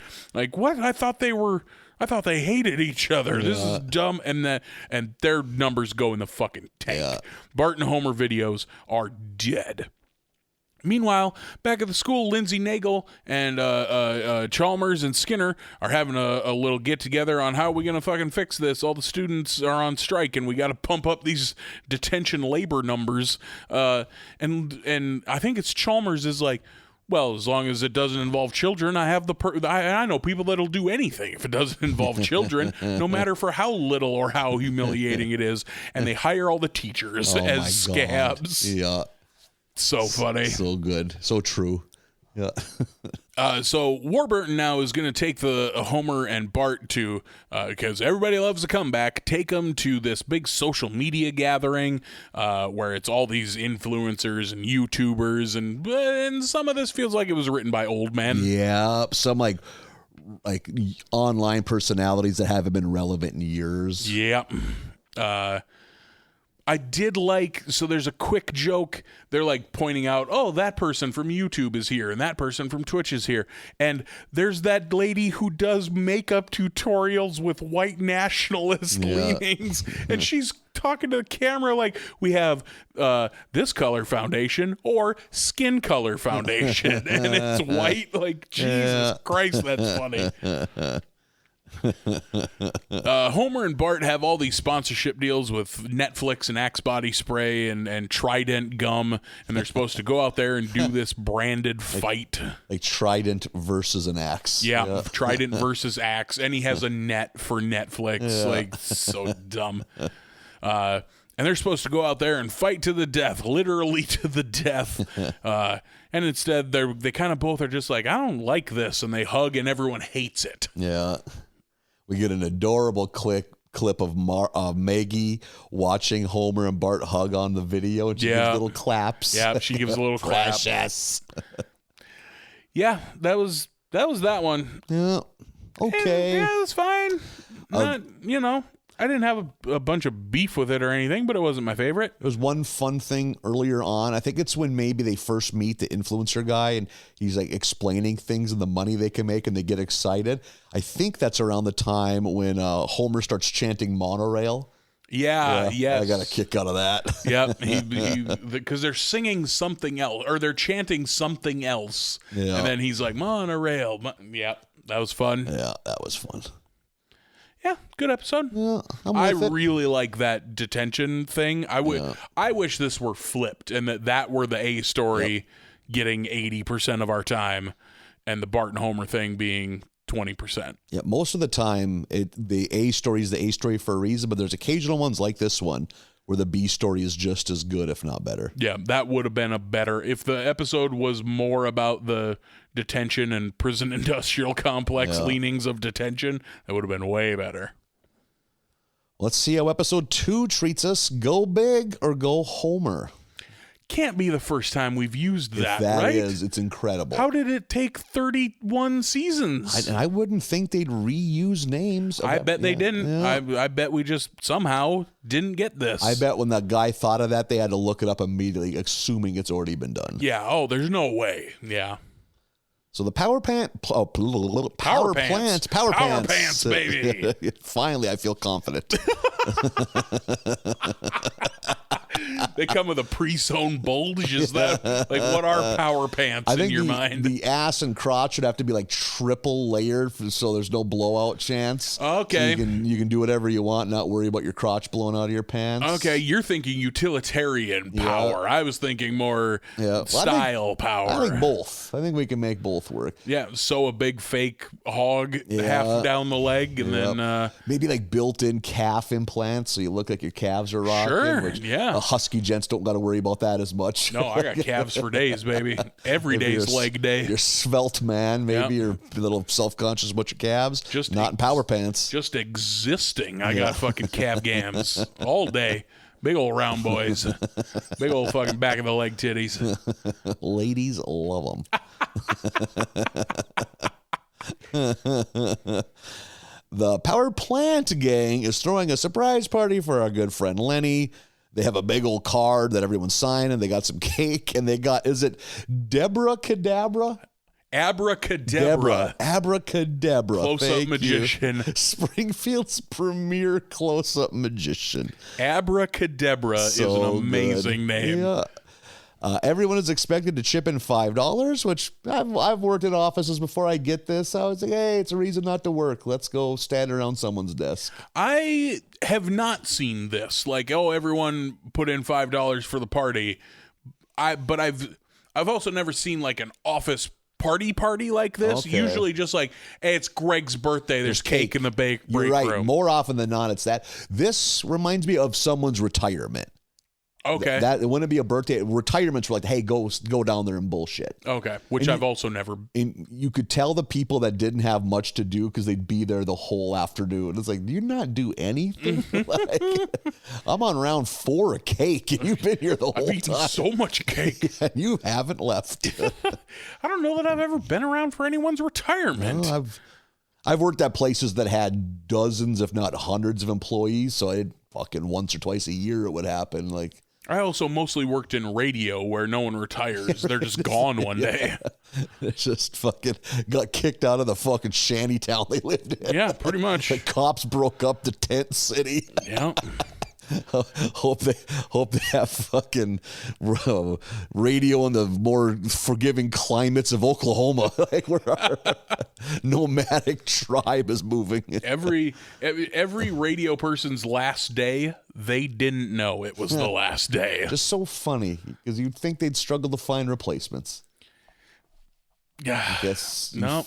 Oh, you'll do it for less than minimum wage? Here you go. Yeah. Oh, why would we hire you when somebody in fucking Fort Worth, Texas that DJs on 48 other stations across the country will do it for pennies? Yeah, we don't. Why do we need our own guy? Because he makes his money in volume, you know? Yeah. Like he can... We pay less, but he makes money because he does this at 50 other stations. Oh, that's a fucking bummer. Yeah, good times. Yeah, it's a good industry, a growth industry. Yeah, now's the time. If you're thinking about radio, now's the time. Leap into it. The only people making money in radio are right-wing lunatics. Yeah. Well, there you go. That you know the game plan. Yeah. So everyone is expected to chip in $5, but who else but Mr. fucking Burns doesn't? He just wanders in, says, "Happy birthday, Lenny." He signs the card in outrageously big print. I like that. Which that was, yeah, I got a big pop out of that. And it's just eating at Homer. He's like lying in bed thinking about it. Just that the fucking Burns of all people couldn't muster up $5. I love how much this bothers him. And after a few days, he can't take it. He goes into Burns' office and asks for the $5, which Burns happily gives, along with a cricket on a string for good luck. That's fun. Yeah, that was funny. When he leaves, kind of dumbfounded that that's all it took. Smithers chastises him for taking advantage of an overly medicated Mr. Burns. What is it that is doing it to him? He's on skin thickeners. Oh my God, yeah. They show Mr. Burns' translucent face that you can see his blood vessels and his meat through. Then he pops one of those pills and his skin turns opaque again. So good. Holy fuck, I laughed at Burns' skin thickeners. He's just sitting there with this gross fucking they live face. Oh my God. Phew. Loved that. And because of this, Smithers demotes Homer to a new job of supervising the interns, which Homer seems very scared of, because so I was kind of wondering, how's this going to go? Like, are they going to be mean to him? Or like, all the interns, they're not assholes right away, but they pretty quickly start mocking Homer's absolute lack of nuclear science. Because they're all miles smarter than he college is. educated. Oh my God. And everyone's laughing at him except some dude named Mike Wedman, who it turns out is a huge fan of Homer's work. The quote, "You're going to bust the clangers of Homer J. Simpson's? The man is a god. His clangers are unbustable." There is some of the most quotable shit in a long time in this episode. I love this character. Yep. Has to be voiced by Rapaport, right? Fuck yeah, it's Michael Rapaport. I wonder if this... Do you think this was bred out of his like angry fucking Instagram videos? Had to be. Had to have been. And just him, he's a guest on like sports radio and gets going and shit too. Yeah. I think my favorite thing I've ever seen him in is he's the villain of a season of Justified. Oh no shit. Yeah, he's like Dewey Crow's fucking cousin from the Everglades. Oh, no kidding. Like a gator poaching, fucking meth dealing Everglades bad guy. I don't even know what I know him like from. Where did I first see him? He's the shooter at the end of Higher Learning. He's, I think, the golden boy cop that fucks up in a movie called Copland. Sylvester Stallone and Harvey Keitel. Okay. Came out like 25 years ago. In my head, it was damn good. Other than that, I've heard people say good things about Copland. I also think he had a sitcom within the last 15 years where they're a blue collar family and they're like on the East Coast. They're from Boston. Put Upon Dad. Yep, yeah. But he's not a pushover. He's like he busts balls as good as the wife does, kind of. Okay. They're both sassy. I like Michael Rapaport. Yeah. Those fucking Instagram videos of him just going off. Yeah. Like I had to look up the year when this came out and I was like 2019, I bet this is where this comes from. Yeah. What an interesting way to like not like he was out of work, but like has had a renaissance. Yeah, back into public consciousness. Making not so much as an actor, just as a public figure. Yeah, just as a guy. Yeah. So he fucking loves Homer.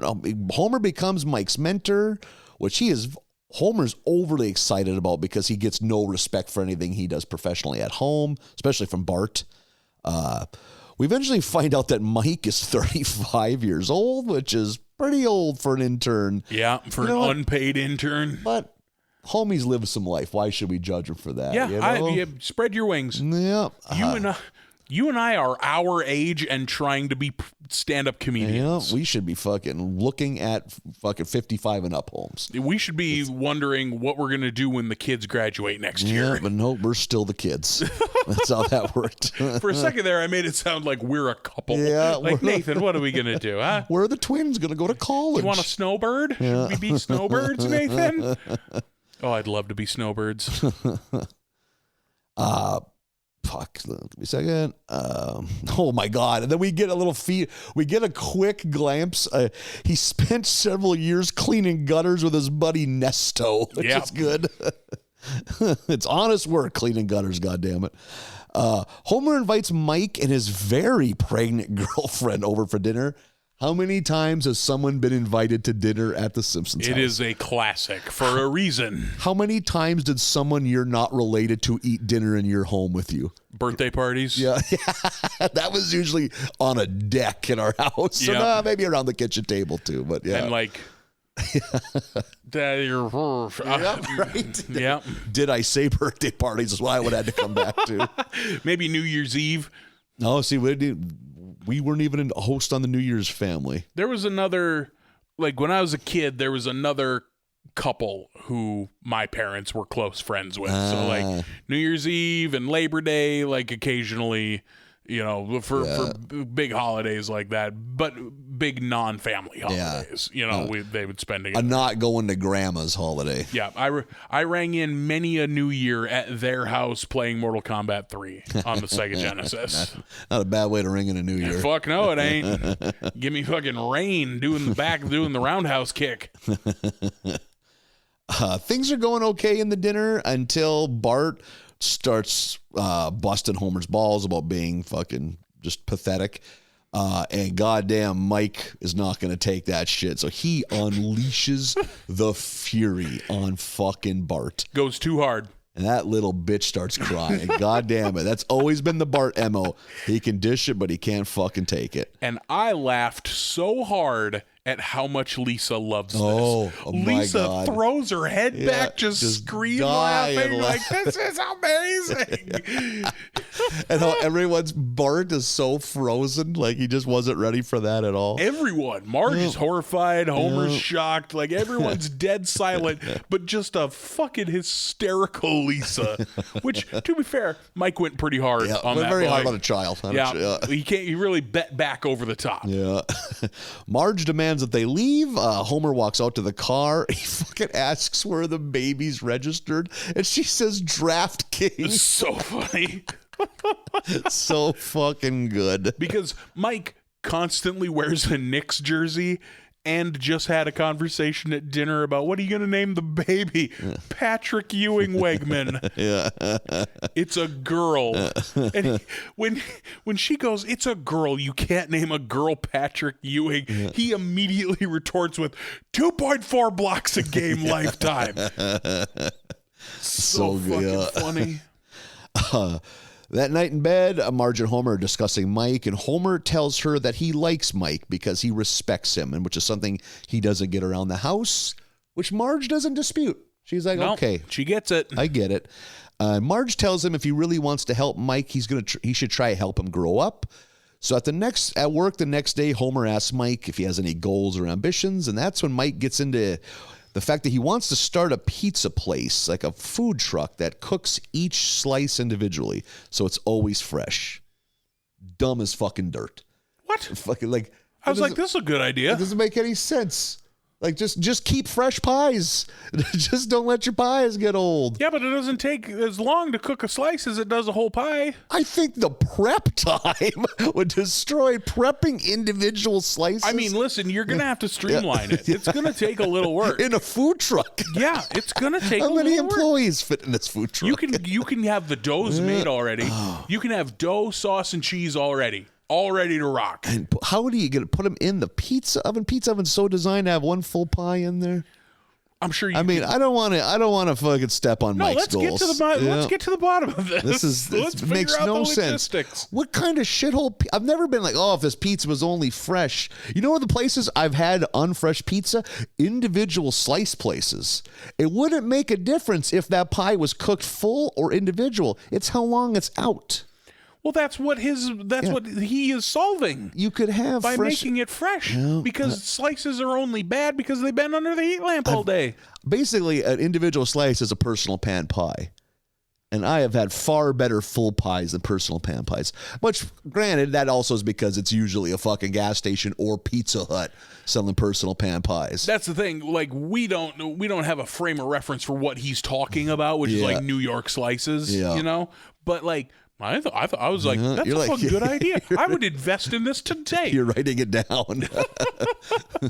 even if all you do, like, again, you're gonna have to.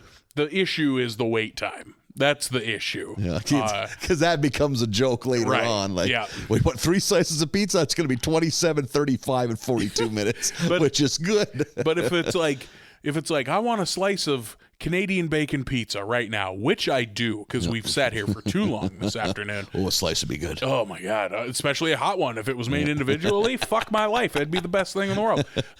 Like, I would rather have a fucking slice straight out of the oven, wouldn't you? Rather than a slice out of the fucking warming rack? I don't think it's feasible. And I think you would still, it would take, just like they show, it would take forever. I have never had pizza so bad that I'm like, oh, fuck, I would rather have this if I could wait 42 minutes for it fresh. Sure, yes, I'm with you. But if you get this right, there's going to be a moment on the line graph that this line crosses this one where it is pizza perfection. It is fast enough that it is better quality and fast enough to be more desirable than one off of the heat lamp rack. And I think for myself, I prefer, like, the crust of the pizza is my least favorite. I think just you get some good goo. The cook is right on a full pie, so a slice from the full pie is. I don't think pizza can be cooked by the slice and have it be as good as a slice taken from a pie. I see what you're saying. I would, because I remember that crossed my mind too, but I don't know. I would give them the benefit of the doubt. I would try it. You think that maybe you would get the crunch of the outside of the crust down the side? Yeah, I don't know how you wouldn't. Well, because the toppings go over. It's not like there's not crust along the sides. But I think it would still brown along the edges. Yeah, you get that good crispy cheese, like the outside, like a corner piece of a lasagna. Yeah, but I just think it could be done so like your goo factor, you wouldn't get the goo that I like. It'd be a lot more crunch, a lot less goo. But I'm willing to give the quality of the pie the benefit of the doubt. I just don't see it. See, if I'm the pragmatist in the fucking Shark Tank group, I wouldn't see a way to feasibly do it to feed hungry Americans. I go into this with a lot of questions, but pizza hunger. You are like, I'm on board already, but if you don't answer these questions right, I'm out. Yeah. I have slice questions. I need slice answers. I would fucking open someone's neck for a pizza right now. Not even a good one. A Papa John's pizza that you found in a park. Ooh, park pizza. Hey, that's all fucking hypodermic needles. Oops, all needles. Let's set this down very gently. Homer, of course, he loves food, so he loves this idea. Loves it so much that he brings it to Mr. Burns to pitch the idea to him, and he promptly tells them both that it's dumb as shit. He does not mince words. And Smithers pokes his head in. Hey, by the way, he's not on his skin thickeners anymore. And fucking Mike flips shit on fucking Burns and just starts roasting. He refers to him as a Hep C Dracula at one time. Just so fucking good. And fucking unleashes on him, and fucking Burns promptly shoots him in the face with a shotgun. That's a pretty cartoony shit for The Simpsons. Right? We find out, luckily for Mike, the gun is 200 years old. Of course it is. Which it is a big blunderbuss, you know? So the pellets didn't even do much damage. It's just them sitting at the kitchen table and Homer's plucking the pellets out with some tweezers.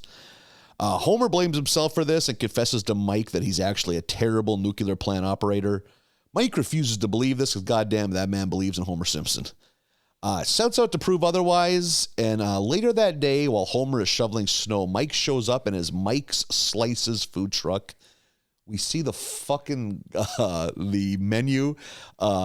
Hot carrots are on the menu of a pizza food truck because he was so baffled by how good they were when Marge served them. Yeah, he's like, hot carrots, what'll they think of next? Like, he didn't know. There's also a Bernard King themed thing on the menu, which is Bernard King played his last game as a Nick in 1986. That was a nice deep cut. He's got the slices cooking. Homer goes to talk to him, and Mike was inspired by Homer's fucking wall hangings of go big or go home. Yeah. Goddamn it, he did go big. He took out a loan from fucking Fat Tony for $100,000, which is always dicey when you're dealing with Fat Tony. He put half of it on the truck, the other half on the Lehigh basketball game, which is such a good pull. Is this real? Yeah, Lehigh's a college, I think.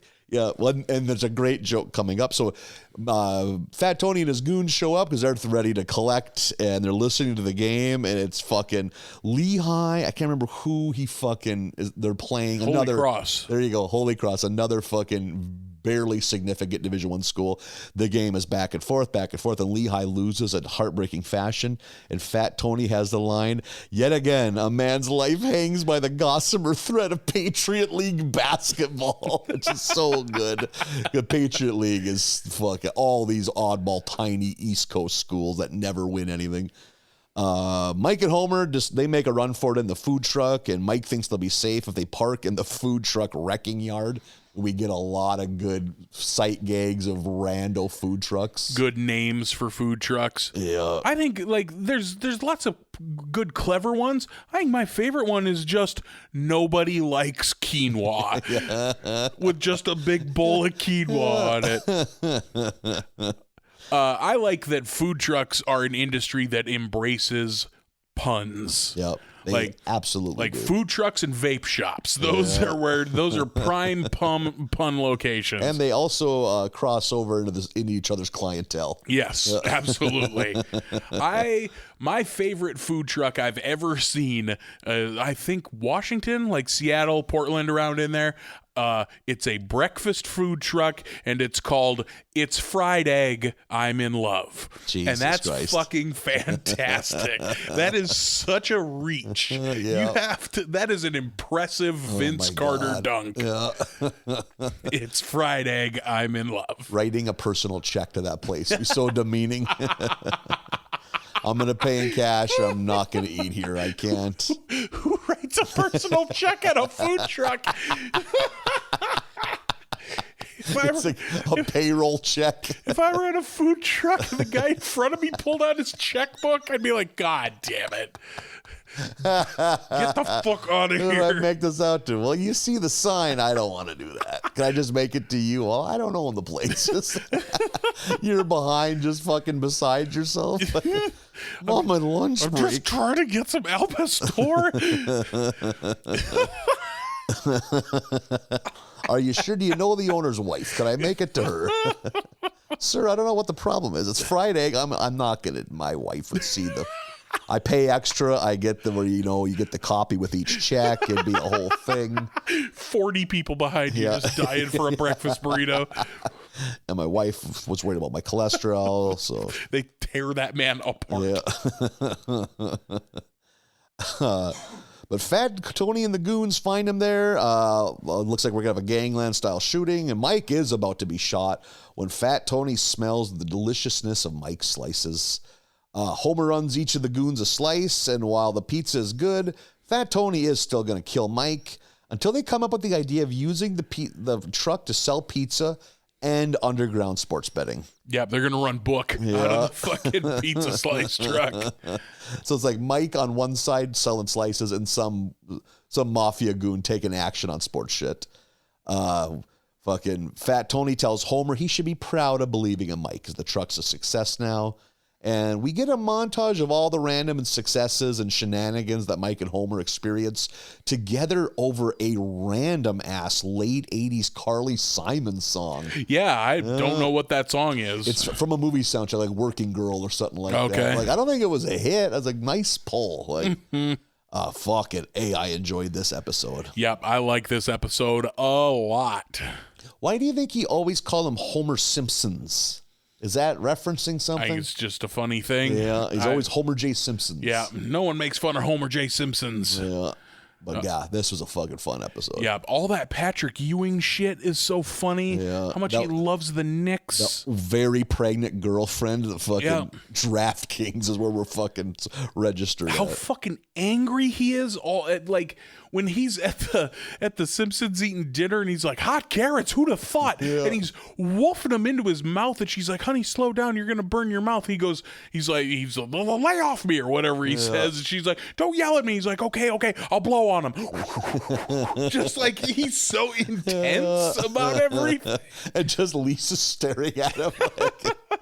And God damn it, Lisa losing her mind when he roasts Bart too hard. The Bart shit is good too. Holy shit, I love how much she loved that. Yeah, this is a good one. Michael Rapaport, perfect fucking casting. Yep. I rarely like the ones that are based around a celebrity. Fucking A, I will eat my fucking hat for that one. Yeah, boy. this is a fucking good episode. Episode 3 is The Fat Blue Line. Immediately, you're like, yep, we're doing a Wiggum. It's got to be a Wiggum one, right? It's a good one. Thin Blue Line is a documentary about the police. Yep. True crime. Man. Wiggum is fat. Yep, it's all right there. You ever interested in a fucking good true crime doc? The one that kind of created the idea of a documentary 90-minute pay a ticket to see a thing about crime. It's The Thin Blue Line. Really? I don't know. I've heard the phrase thin blue line in regards to like, oh, I have the blue line flag or, support our cops. Yeah, now that I never even put two and two together that the blue line is, back the blue, but it's because in that documentary, spoiler, like it's about a guy that like, did he do it? And I'm pretty sure because of this documentary, a guy got let out of prison. He being a cop or being just a dude. Oh, okay. Yeah. So it's a documentary about a criminal, and it turns out he didn't do it because the cops are bad? Yeah. And maybe not even bad, just made a mistake. Okay. Yeah. Like, it's one of those ones that's real morally, like, I know there's no good guy, there's no bad guy. There's no hero. But is this guy guilty, kind of, like... Which is the thing that matters. Yep, exactly. It's fucking... And I can't think of the name of the guy. Whatever his name is, he's like there with Werner Herzog as like, oh, that's the guy that makes kick-ass documentaries. Yeah. He's done it for decades. Fuck me if I can think of it right now. Herzog is so fucking good. Mm-hmm. I like that Herzog, as we mentioned earlier, I like when he just shows up in things like The Simpsons or Boba Fett, or not Boba Fett, the other one. Mandalorian, yeah. So on that note, hate to keep fucking segueing here. Boba Fett, have you watched the whole thing? Book of Boba Fett? Yeah. No, I haven't watched any of it. That's the one that people were kind of like, Yeah, people were kind of so-so on that one. I fucking loved The Mandalorian. And I'm not a Star Wars guy. I loved the first season and haven't watched the second season. Oh. It was one of those, I think it was released weekly. Yeah. And I was like, fuck this. I'll just let them spin up, watch them all at once on a sad weekend. Yeah. And just didn't then. Someday you will, and you're in for a treat. Yeah. It's not like, holy fuck, it changed the way I look at the world, but it's fun. Yeah. It felt like to me a good Western. Sure. Yeah. There's some like space Western vibes in that first season. Stranger in these dusty lands, totally. Everyone's tough, some like, Cowboy Bebop vibes in there. Yeah. Totally. Yeah. A little bit of Firefly. Yeah. I liked that first season. And then like, I don't know. I've just never given a shit about Boba Fett. Like, I don't get it. Like, why people all love Boba Fett. But whatever, I guess. It seemed unnecessary to me. So we are at the San Castellaneta. We're at an Italian festival of some sort. And the Castellaneta, that's because one of the guy's last names, one of the voice actors, that's his last name, right? I think one of them... Oh, yeah, there's a name in the credits that is a lot like that. Gotta be a play on that. I would assume so. Everybody's into it. Everyone's super excited. The Simpsons go down there. Homer, of course, loves all the food. At one point, he, asks Luigi to put all his pasta dishes together and deep fry them, and Luigi's like, I saw you coming, and he has it already. That was good. A lot of Luigi in this one. Yeah. I'm fine with it. Seems that the only people who aren't into it are Fat Tony and his Sicilian uncle who's visiting. And I don't have a clue why he's here because he doesn't add anything to this episode. Yeah. I thought, was it some fucking big crazy voice star? But no. Or is there some cultural reference where there's something like this happens? There's something very vaguely similar on The Sopranos 20 fucking years prior to this. Maybe but that's it. It's so irrelevant to the show. And the guy's not old. He's like 30. So it's like he's the cousin that can help with this job. Okay. Not an elderly man. But the joke with him is pretty good. Like the fucking, he's got the ridiculous fucking hair. Yeah. Good God. And what is that little fuck? I think I have it here. Before I die, I want to see a naked, crunchy chick riding a bicycle. That's very funny. What do they mean by crunchy? Oh, crunchy means like hippie? Like hippie. Yeah. Oh, okay. Yeah. Okay. I like that. A naked, crunchy chick riding a bicycle. That's what he came into the new world for. That's what he's here for. And they are not above, we'll get into it later, they are not above making Sopranos references 20 years too late. Oh, yeah. So, good point. Very good point. Yeah. Jason Momoa is here and plays himself. That's fun. Just to come out on stage and like tell the story about this festival and the saint, the martyred saint who is at the center of it. When Mayor Quimby refers to him as Superfish. Yep. And then later refers to him as Wet Panther. Yeah. But both very good goofs. Yep. Momoa playing himself, having fun. While we're at the festival here, everyone realizes that they've been pickpocketed. Fucking literally everyone. Yeah. Both sides of the street. No one has a wallet or a purse, a clutch. Sideshow Mel pokes his head in. My clutch. Yeah. So we got Wiggum on the case. Wiggum and the boys are on the case. As is Lenora Carter, I think is her name, who's here from the Attorney General's office, played by someone named Dawn Lewis. I don't know who that is. No, nor do I. Nope. And we fucking get the other policeman. The other cop is here. The like thick-necked one or no jaw the white one. guy. Yeah. The last time we saw him was fucking 8 seasons ago. He's briefly in like the unemployment office. Yeah, or he gets frustrated with something in the food court or something. Yeah. Yep. I have in all caps, other cop. Because I don't know his name. Ed, maybe? I don't know. It's something simple. And there's even a joke made that he doesn't know his name. Yeah, that Wiggum can't remember his name either. Lou, other guy. Lou and the other one. Yeah. So to get to the bottom of this, by the way, Wiggum catching a lot of shrapnel from this lady about how incompetent he is. Which, fair. Fair, totally fair. The plan is we're gonna plant a tracking device in a wallet and put it on whoever has the biggest ass in Springfield, and of course it's Homer Simpson. It's Wiggum. Yeah, Wiggum, as you have pointed out, is getting ludicrous. Perfectly He's spherical. Happy Humphreyan levels of fat. Yep. Like as round as he is tall. Yep. He's like the blue kid in Willy Wonka. Yeah. So that's the plan. We're gonna put this rigged wallet on Homer, and someone's gonna take it, and then we'll know where they are. And that's exactly what happens. We get like some jokes of Homer waddling around with his big fat ass, shaking it, and didn't do anything for me. Finally, someone does take it. Finally, someone takes the wallet, and the cops follow it to a warehouse, follow the little beeping tracker, follow it to a warehouse, and they come across a huge pile of wallets. 4 foot tall pile of wallets. They find all of the Fucking wallets. 700 wallets. Yep. And Fat Tony is just walking into the warehouse as well with his Sicilian uncle, and Tony's been set up. Yeah. This is a good premise. The Tony going to prison for something he didn't do. Yep, Tony didn't do it. Because all he does is commit crimes. For this time he didn't, and this is what he gets busted for. Yep. And they make the bust without Wiggum. They leave Wiggum behind. Wiggum left out in the cold for all of this. And it's at that point where he's like, oh, I guess Lou and the other guy are going to get all the credit. I love that they address that not even he knows his name.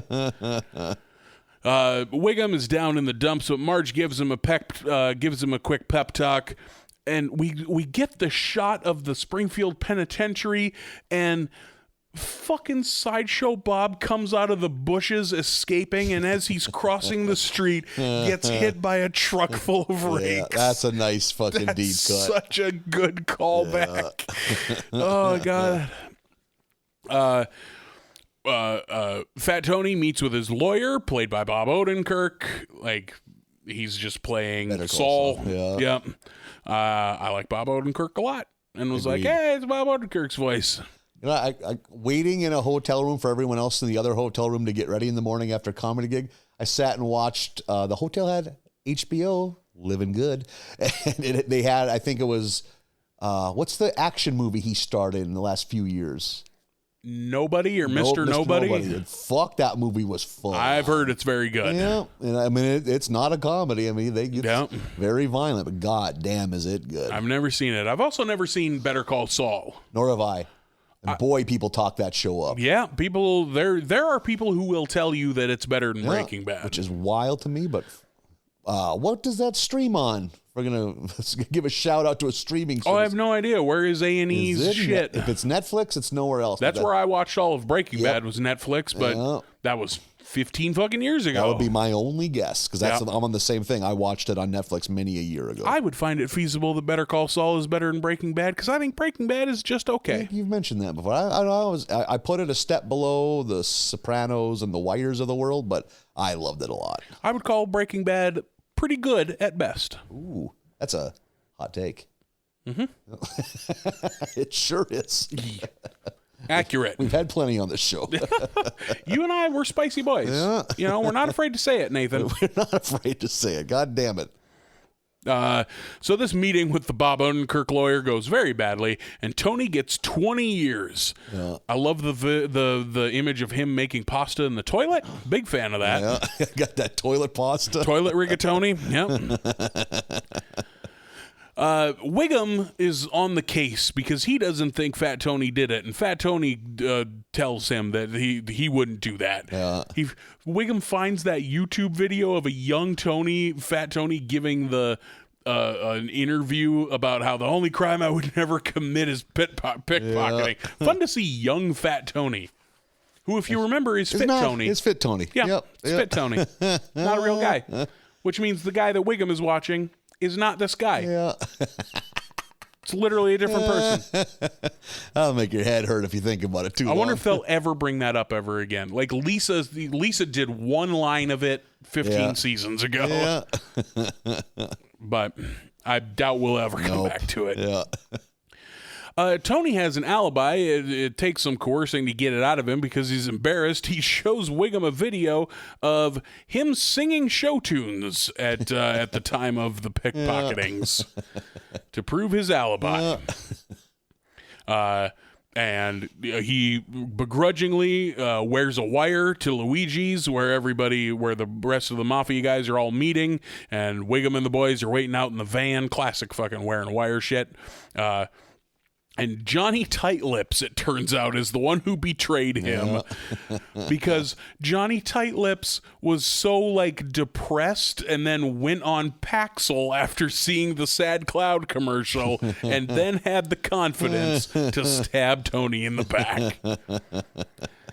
Very funny. That was what I was really engaged. How did this happen? Yeah. And I didn't see one of his own goons. I like that I figured it was the Sicilian uncle. Of course, it's the character we've never met before. Yep. Of course it is. But no, to their credit, it was Johnny Tightlips. All the while this is going down in the back of Luigi's, the Simpsons are doing the Sopranos finale. Yeah, with Don't Stop Believing. Yep, Don't Stop Believing is playing. This is my favorite Maggie moment. She's out front trying to park the car, and it's just a little, whatever you call it, the big plastic car that you Power Wheels run in. Oh, different than Power Wheels. Yeah, it's not a Power Wheels. You're kicking it with It's your like legs. the Flintstone car. Yeah. You power it with your feet. And she can't parallel park. She's bumping into shit and getting frustrated like Willow in that last episode of Sopranos. Don't Stop Believing is playing. So there's this big fucking mafia Mexican standoff going down. Everyone's got their guns out in the back. And Homer just leisurely walks through there and takes a bullet in the ass. Yeah. And he goes down. Wiggum sucks out the bullet. Not how bullet wounds work. Not a bit. You're thinking of rattlesnake poison. Yeah. There's no reason to do that. Nope. And Wiggum saves the day. He saved Homer from dying. Apparently. I guess. Take their word for it. Sure. I like this one. I don't think it's fucking anywhere near as good as that last one, but this is a good one. Okay. I enjoy Fat Tony. Yeah, I like Fat Tony. Yeah, that's about it. I like Fat Tony. Yep. Yeah, I think I'm in the afterglow of the previous episode when I watched this one. Yeah. I bet if I saw this one alone, I'd be pretty low on it. Yeah. None of it's dumb, though. There's nothing seems lazy. It's a decent premise. Yeah, it's the plot all makes sense. Pretty low on laughs. Yeah, that's true. Other than Sideshow Bob getting hit by that rake truck, that was very funny. Yeah, that was good. I liked that. Yeah, or the nice touch of the Sopranos thing at the end. Yeah, yeah. Again, so late. Yeah, fucking 17 years after that episode aired. Yeah, this aired in 2019. You guys. I guess maybe 14 years after fucking Sopranos went off the air. A long fucking time. I never did watch all that show. Oh, a good one. I've seen that last sequence. Yeah. I know the ending. Yeah. But I watched the first, I'm going to say 3, maybe 4 seasons of that show and just got fucking tired of it. Really? Yeah, oh, man. I was with it the whole way pretty much. My favorite season of The Sopranos is season 1 where it's still fairly comedic. Because The Sopranos was originally written as a comedy for network television. Interesting. Yeah, you've mentioned that before. And that first season's funny. There's legit laughs in that first season of Sopranos. And then, after that, it becomes so heavy and so stuffy. I'm just like, Little laugh here and there, but more so a drama. Yeah. Also, Tony's son is so hateable and he's on screen so much. And Chris is so hateable and he's on screen so much. Chris, the character turns with Chris I'm into. It just gets so pathetic at times. You just want him to turn things around and he never does. He's just always going to be a fuck up. I'm there for Tony and I'm there for a guy who points like this. Paulie. Yeah, the side characters, the 1 or 2 character run guys like Richie Aprile and shit like that. Oh, fuck. Is it Charles Grodin is the dirty detective that's in his back pocket? No, it's the dad from Home Alone. No, that's different actors. Well, I mean, which they could be, you can mix them up. Okay. If you were to see that guy, you're like, oh yeah, that's him. That's not Charles Grodin, but it's fucking totally the right age, Is the dad from Home Alone and the dad from Beethoven different men? 2 different men. No. Really? Yep. I would bet it's something. Why am I betting your shit? Yeah, why are you I'd bet betting your colon. Oh. Leave my colon out of this. I like my colon. Does its job. Not where I store my pistachios. No, I assure you they are different men. Okay, I'm going to believe you. Yeah. Is one of them Charles Grodin? Charles Grodin's the Beethoven guy. Okay. Yep. Also in Clifford, a movie that's criminally underrated. Did he just make a career out of big dog movies? Oh, no. There's another movie called Clifford. Oh, fuck. We can't do this. We've gone down this exact path before. I just had this fucking flashback because you're about to tell me about a Martin Short movie. I sure am. About a grown man who's maybe also a little boy. He's 10 years old. God damn it. It's really off-putting. Oh, have we had just that part of this conversation before, or have we had the Home Alone versus Beethoven? No, we've never. Dad's this is the first time before? Home Alone Dad came up. Oof, you think? Yeah. You think? I don't trust your memory. Yeah, I'm pretty You were sure. about to go down the Clifford road. Yeah, that was all passion. I'm a Clifford man. I'm pretty objectivist on Home Alone. Oh God. Whew. Well, I was today years old when I learned that those 2 men are different men. Yep. They should do something together. Yeah, they've both passed. Oh. Well, then they are doing something together, aren't they, Nathan? Yeah. They are resting. Charles Grodin was not an elderly man, but he was into his 70s. I think the Home Alone Dad his age might have began with a 6, and that's went out a little young. Yeah. I'm trying to think with that actor, it might only be the Home Alone and The Sopranos where he's universally known. I don't know if he ever had anything else. Well, I just learned that he's not in Beethoven, so I can't contribute that anymore. We're up to episode 4, Treehouse of Horror 30. We got there. Yeah. Got one. We got a Triple 30. X. Yeah. Episode begins with what has to be the longest intro in Treehouse history. 100%. Holy shit. I was like, okay, we're not even doing an intro. I did that too. Yep. I thought, we're not doing an intro and we're not naming these segments anymore, I guess. Yep. Marge is in labor with what we find out is her third kid, and she has a boy, which, that's a swerve. Mm-hmm. Last thing Homer wants is a son to pair with Bart. He like looks out the window and Bart's fucking... I think he's like killing a man and spilling his blood out. He like pulls a hose out of this guy who's in an ambulance and then writes BON in his blood in front of the sign that says ER, so it says boner. Yeah, the good gag. Yeah, why not? Boners are funny. So Homer doesn't want another son. Hibbert notices this and offers him a baby girl to take home instead, but warns him that the mother died in childbirth and that the baby is tested positive for evil, which is pretty good. It's a funny thing to test for. Yeah. And it turns out that is Maggie. And we're going to get devil-possessed Maggie, which I was excited for. Which we got not that long ago. One or two seasons ago? But I think it was such a hit. Yeah. Her vomiting everywhere was so good. Pazuzu Maggie was pretty funny. So they take Maggie home, and soon she's doing that red-eyed devil shit that she'd done in past episodes.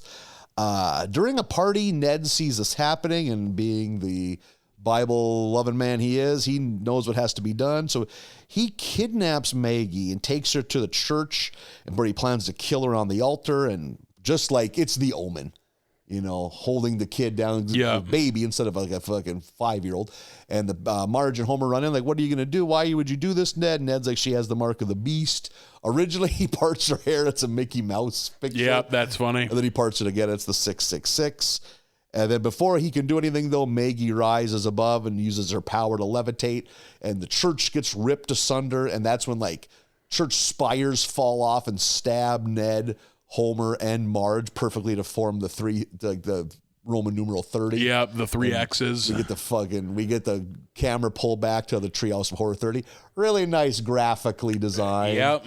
And another nice touch, it's episode 666. Which is awesome. How did this work out? Yeah, right? How did this possibly work out? And then they put in parentheses, or 667 if Fox decides to mess with this. Yep, change the schedule or whatever. So I like this intro. It's very long, but I like this intro. This was very good. The, when we first get Maggie into her room, get her home from the hospital and get her into her room, when she fucking looks outside and just quick tongue lashes and yanks that hummingbird off the feeder, chews it up and spits the bones at Homer, I'm like, this is metal. Yeah, that was good. Or her stuffed animals' heads rotating while they slowly vomit all of their stuffing out. I was like, holy shit, we're going for it in this treehouse. This is good. I could frankly use more Devil Maggie. Yep. Devil Maggie, I hope makes another return at some point. Make it a spin-off series. Yeah. They're 34 seasons in and they decided to do a spin-off. Off of such an obscure thing. Yeah, Devil Maggie this week on Fox. The first of the 3 shorts is Danger Things. Episode starts with Bart and his buddies. I think it's Milhouse, Nelson, and Martin. Yes. Martin, which I don't think has a line. Nope. They're playing the E.T. Atari game. As someone who had a friend that had that, it's so shitty, we thought his copy was broken. It's like, oh, fuck. So did everyone. Yeah, it is unplayably bad. Yep. And it's... the thing that's wrong with it is the thing that is here. You fall in the pit and you can't get out. Yep. You can't fucking get out until you just die, or the FBI agents come and take you. Then you have to start over again.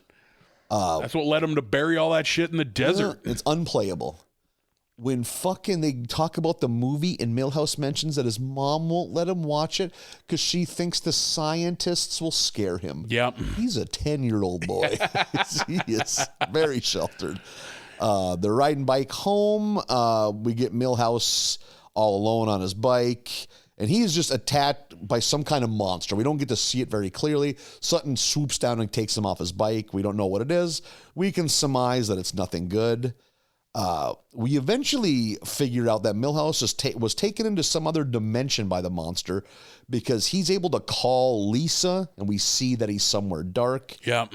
And then also, Kirk has hung Christmas lights up around their house with the alphabet by it as a way for Milhouse to communicate with him. It's like a Christmas lights Ouija board. Yep, which has to be something from the show. I have seen that image of a Christmas lights Ouija board. Okay. I've never seen this show. Yeah, nor have I. No, I don't think I'd like it. See, I think I would after watching this. Like, I kind of had the same thought of like, fuck, maybe I should watch that goddamn show. Could be fun. But like, the main reason I haven't watched it is because I don't like any of the things that it likes. You know? Yeah. Like the plucky kids of the 80s and the Goonies and E.T. I don't like any of that shit. So I don't know that it's for me, but I should give it a shot. I shouldn't be afraid to fail. Yeah, there we go.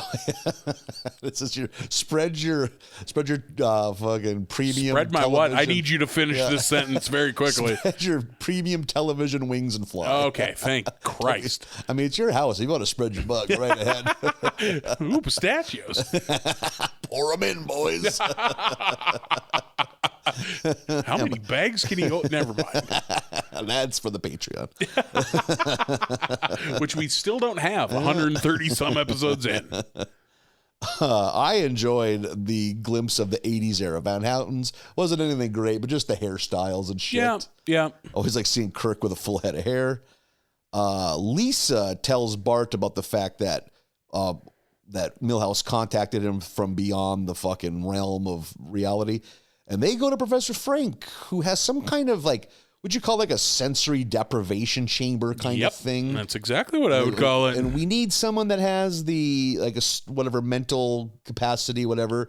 And that's when Lisa comes out in a wetsuit and her head shaved. Yep. Has to be a callback to the show. I believe that, what's that actress's name? Millie You're right. Millie Bobby Brown or I didn't know something. it was shaved, but I knew it was super short on that show. Yeah. I think she has a buzz cut in that show. So they drop Lisa in, and Lisa does go into whatever fucking trance this is to end up.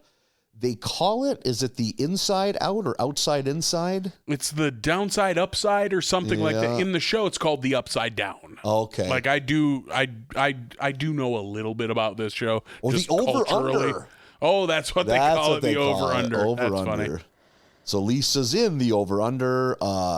She finds Milhouse, who's like covered in all this like fucking viney looking shit.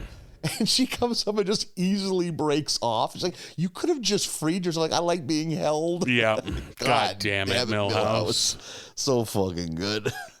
And they soon discover, once Milhouse is freed, that like there's a whole Springfield in the over-under. Yeah, like an alternate Springfield. It's all gray and covered in fucking, that rotten vine shit. And those monsters there's are like everywhere. Giant fucking Venus flytrap looking monsters. Yeah. And they got to avoid those things all the time. Eventually, I think they get trapped in like a abandoned school bus, and things look bleak. And that's when fucking Homer shows up with a flamethrower. And it's like, Dad, what are you doing here? He's like, well, Mr. Burns is invested in the inside outside, and now we're here to mine for monsters. Yeah.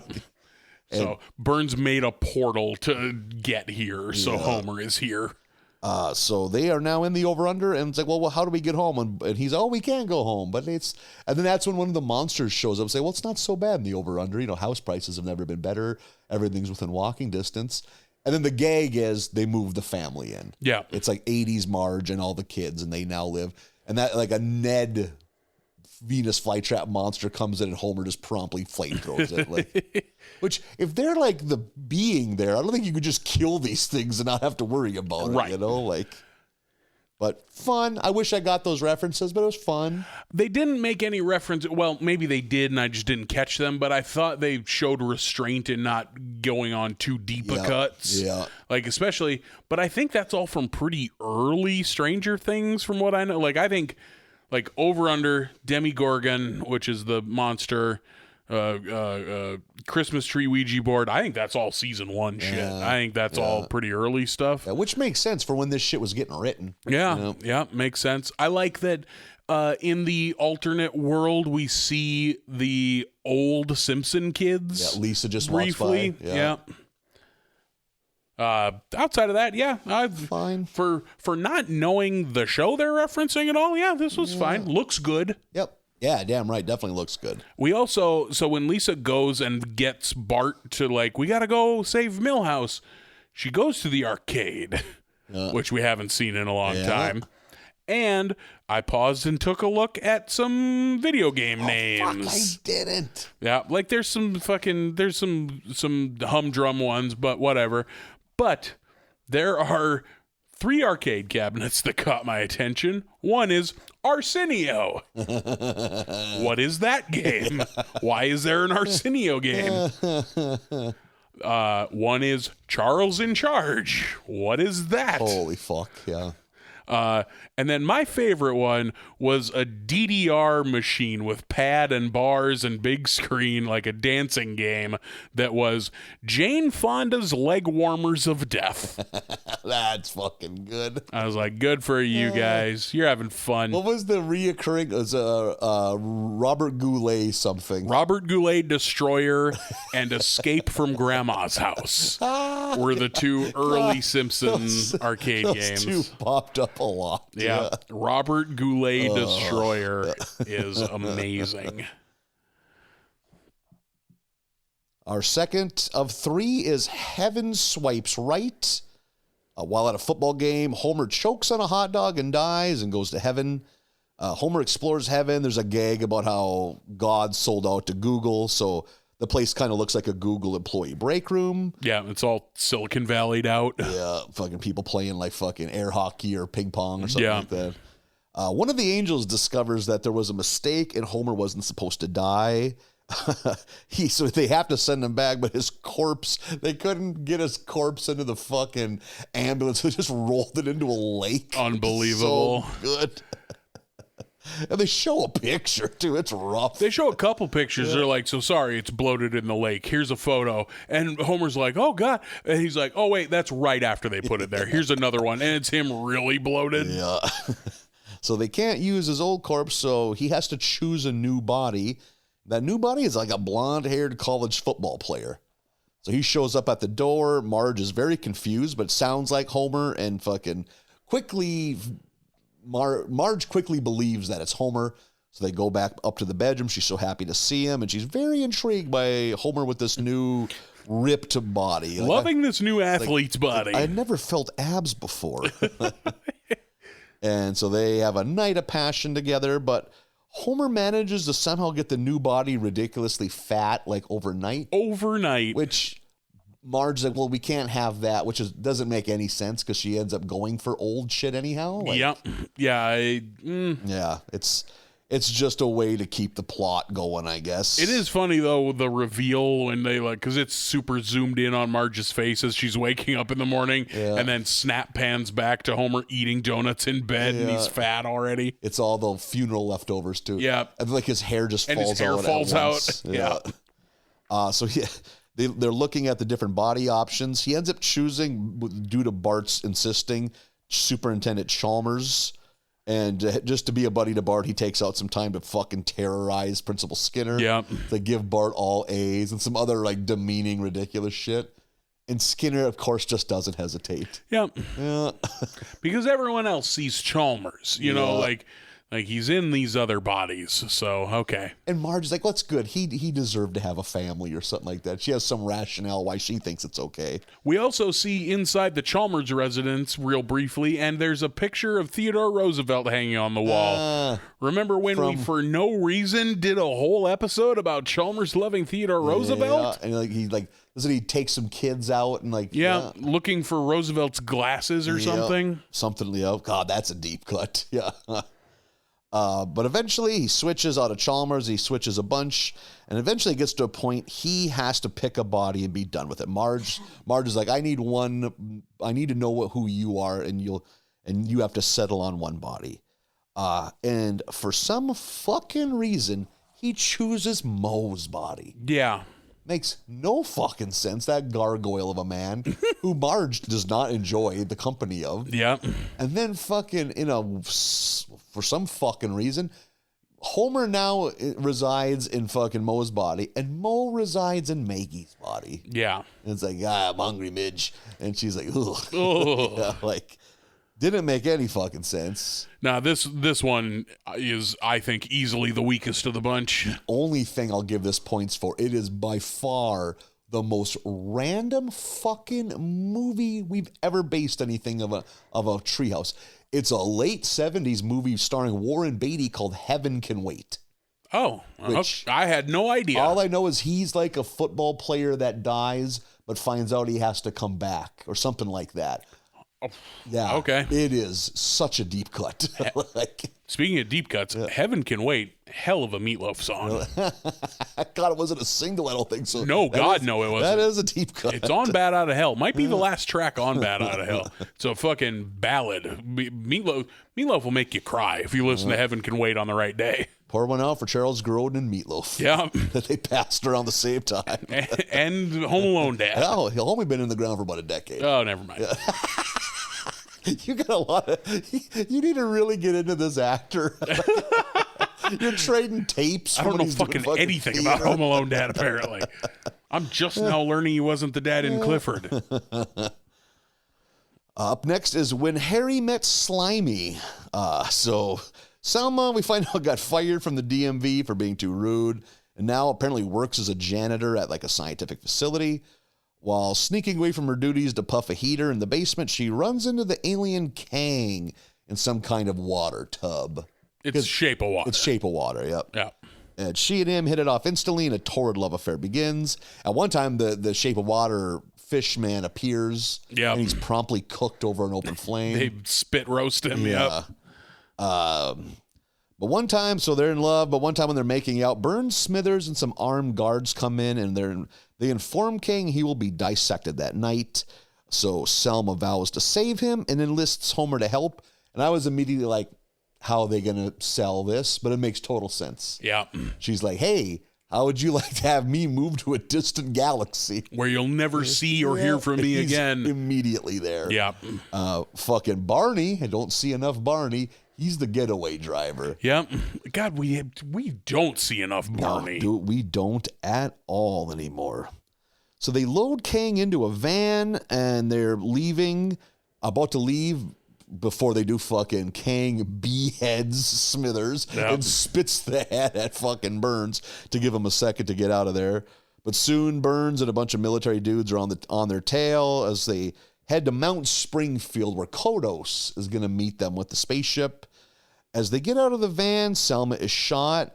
Kang then uses like the Thanos gauntlet to kill all the army dudes, which is such shitty, lazy writing. Now we can take anything from anything. It's the Halloween episode. Yeah. You're supposed to have fun with it, I guess. But I groaned at that one a little. I was like, that's not how the Infinity Gauntlet works. Yep.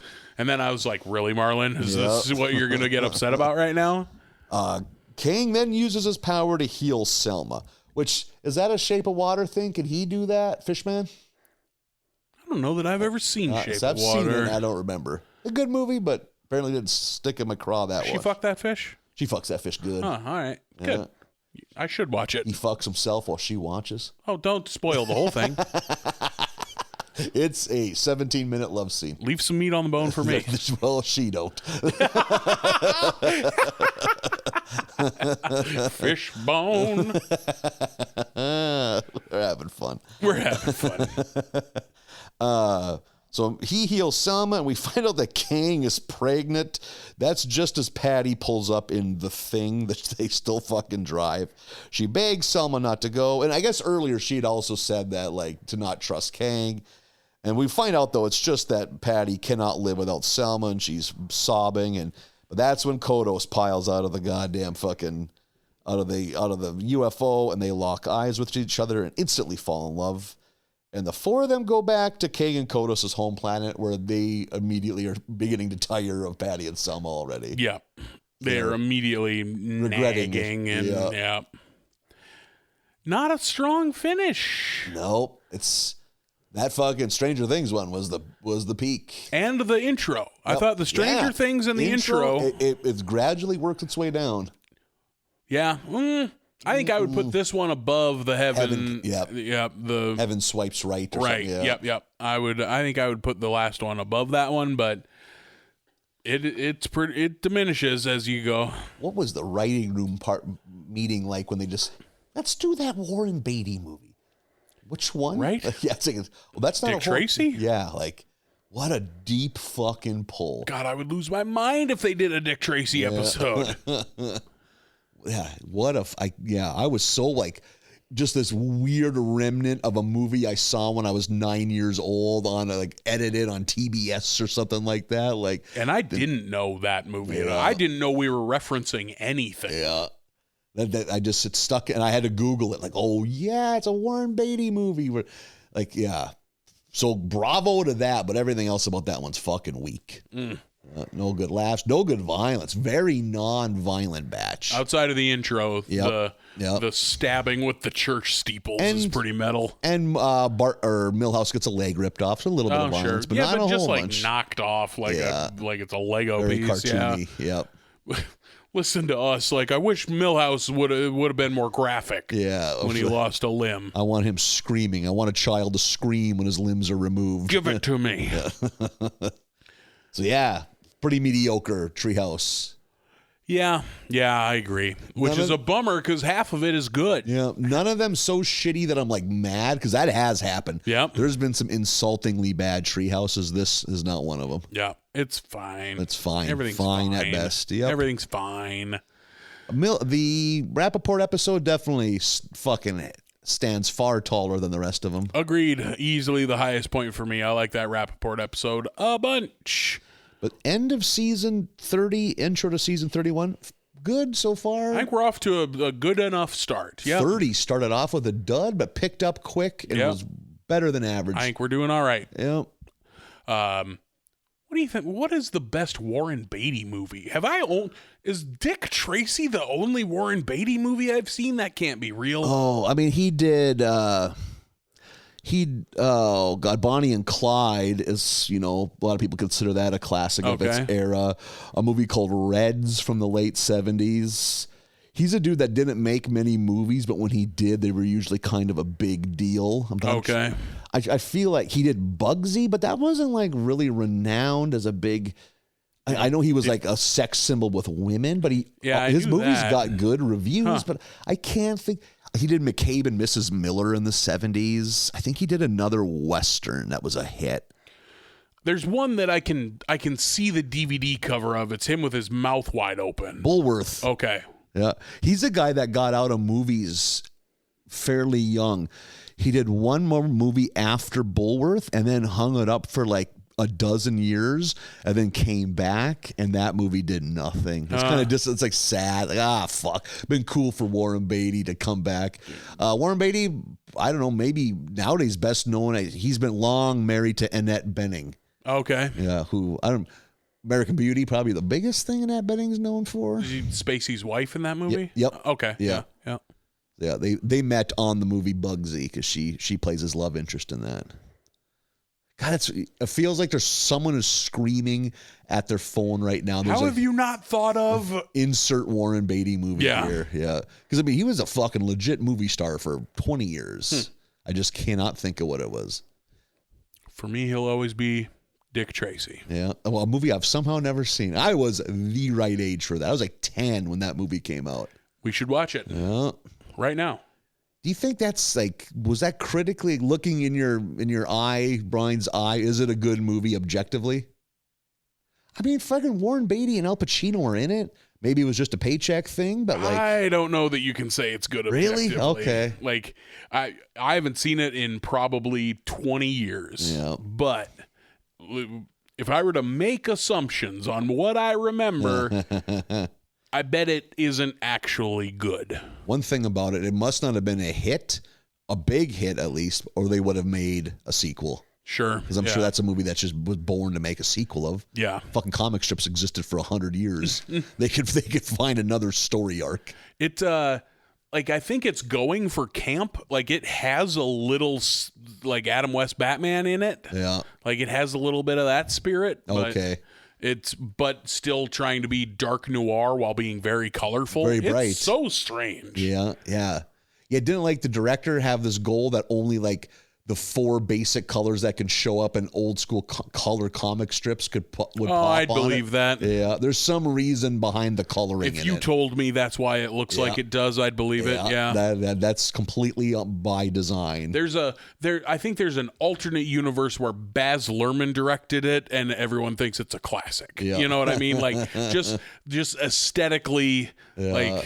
I think that exists. It's a parallel universe where fucking Dick Tracy beat out Dances with Wolves for the fucking best picture of the year that year. What was that, 93? No, like 89 or 90. Dances with Wolves, is that old? Yeah. Huh. Yeah.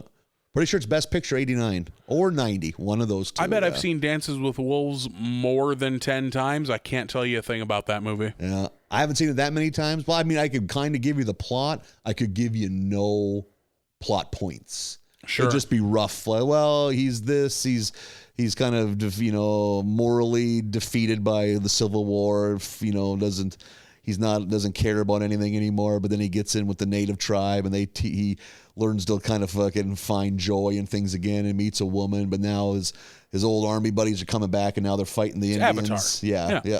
It's proto Avatar. It's exactly Avatar. Yeah. Like it's Avatar is Dances with Wolves with kick-ass action sequences. I can't bring myself to want to see the new Avatar. Yeah. Even though graphically, I'm sure it's fucking dope. It's the first one's one of 2 times in my life I was actually glad to have fucking 3D glasses. Yep, totally. But it's so long, and I'm sure it's so much fucking them doing flips on pterodactyls. I can't handle fucking 3 hours of that. Listen to yourself. Yeah. Like, there's an 8-year-old version of you who is screaming his head off. Like, what? There's no 8-year-old version of me that wants to sit through a 3-hour movie, though. Oh, fair. Yeah. Fair. I need to ride bikes at some point. Yeah. Clock's ticking, Mom. Everything I've read, people are like, yeah, the action is great, and the story's fucking dumb as a stone, like the first one. Like, but fucking James Cameron knows how to make fucking things explode good. Yeah, and fucking, he's no Michael Bay, but I'm gonna start this apartment. He does make things look pretty good. Pretty good. Yeah. Too fucking long though. And also, James Cameron, you're getting fucking old. We don't need 11 fucking Avatar movies. Please do something else with your remaining years. Yeah. Make the Terminator movie that's been in your head since 1992. Mm-hmm. Like, Jesus, Terminator 2 is good. Don't waste your last years on this earth fucking making blue movies. Fucking Sigourney Weaver, 75 years old. We need her to make another Aliens movie while she could still stand upright. And he was gonna do that movie 20 years ago, and then Fox decided with all their fucking wisdom to make Aliens versus Predator, and he's like, "Oh, this shit's lame now. I don't want to attach my name to it." Poison the well. Yeah, like and Sigourney Weaver's all about it. Those 2 movies are atrocious. Those AVP movies. I went 2 in particular. Yep, it's fucking bad. I went to the first one at the Dollar Theater, thinking me and my buddy would just laugh at it, and we were like, this is dumb but fun. Yeah. But that second one I've heard is like, how did this go to theaters bad? Who Requiem made this? Yeah. Yes, Requiem. Yeah. But yeah, fucking James Cameron, man, we don't need that many fucking avatars. And then I didn't like Prometheus. The Alien franchise has been done dirty for a while now. Yeah. Oh, Alien Resurrection, fucking not good. I didn't see it. Yeah. I've seen Alien 1 and 2, Alien and Aliens. I skipped 3 and 4. And then I saw AVP 1 and 2 and Prometheus. Alien Resurrection, the 4th one is fucking bad. I wish it wasn't so. It's just not good because But Alien 3, while David Fincher, it was David Fincher's first movie. He outright disowns it because he got no final cut on it. Okay. So he's just like, I hate that my movie. Name's, I hate my name's attached to it. I think it's a good enough movie, and it's a cool premise. They're trapped on a prison planet with no guns, and there's an alien on the planet now. So it's like, what the fuck do we do? What are we gonna do? That part of it's kind of fucking cool. Sure. Aliens is my favorite movie fucking ever, and Alien is a top 10 movie for me. So at its peak, I fucking love that shit. I think you and I have crossed swords on this before. I prefer Alien. Yeah, which a lot do. Yep. It's horror versus action almost. Yeah. Much like You Catch Me on the Right Day.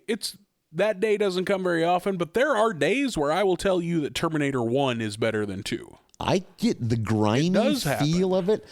Terminator, the original Terminator has like a B movie griminess that I like. Yep, it's dirty. Also more horror. Yeah, more of a horror movie than an action. Terminator 2 is glossy. Yes. That movie is fucking cutting edge. Like, that's laminated. Yeah, Terminator 2 is here to fuck shit up in a way that Terminator is not. We got, holy shit, look at the size of the check they cut me. Yeah. Let's do some cool shit. Yeah.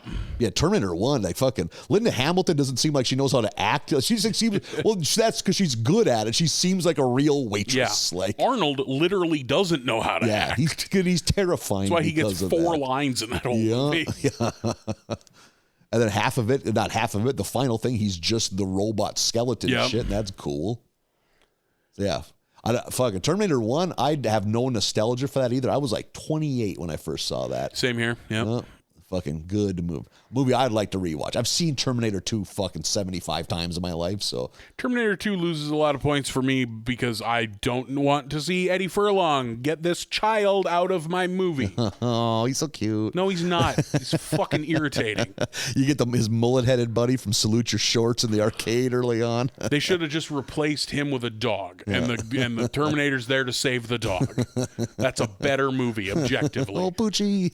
If that movie is Arnold has come back in order to prevent the death of Spuds McKenzie, that's a better movie. What is it? It's a teenage John Connor. Yeah. That's who he's saving. Yeah. If that were Spuds McKenzie, it would be better. He just wants to party. And wasn't it? It's John Connor's buddy who comes back in Terminator, because it's like, wait a second, did John Connor? Yeah, Kyle Reese. Yeah, there you go. And that's how John Connor's made. Yep. Oof. Don't look at any time travel story too closely. Think about that too long, you could go back in time. Yep. Exactly. You could cease at the very least, you're gonna shit. You're gonna shit hard. I don't want to poop. I'm driving. Quit thinking about Terminator. Keep an eye out for your city bus drivers having this external dialogue. Sir? Keep an eye out for Nathan's debut stand-up album, I Don't Want to Poop. Right now. Never say never on a shit, but right now I don't want it. Well, you're on my couch. I don't want to get we don't need a blowout here. That'd be what a fucking strain on our friendship that would be. Did you shit? You go boo boo? Oh man, I didn't shit. You clearly shit. It smells like shit in this apartment. That's not me, man. It's like you're sweating. Look how much sweating you're doing. You're clearly you're shitting right now. Stand up. I'd rather not. I too enjoy this couch. Jesus Christ. And not even diarrhea, so it didn't leak through. But it's like that is the impression of a shit log, that the wetness came through his fucking pants. Oh God, just a firm turd. Oh God, no firm turds here. I regret to inform you. I'm trying so hard to end this podcast. Let's do it again next week. Episodes 5 through 9 of season 31. Glad you had that math ready. Yeah, I didn't. I had to stare at it and count on my fucking toesies here. 5 to 9 of season 31 of The Simpsons is what we will be talking about next week. Find us on the internet at Barley Basket USA on Facebook, Twitter, and Instagram. Email the show barleybasketUSA at gmail.com. Jesus Christ. Falling the fuck apart. AOL.com. We'll see you next week. Bye, everyone.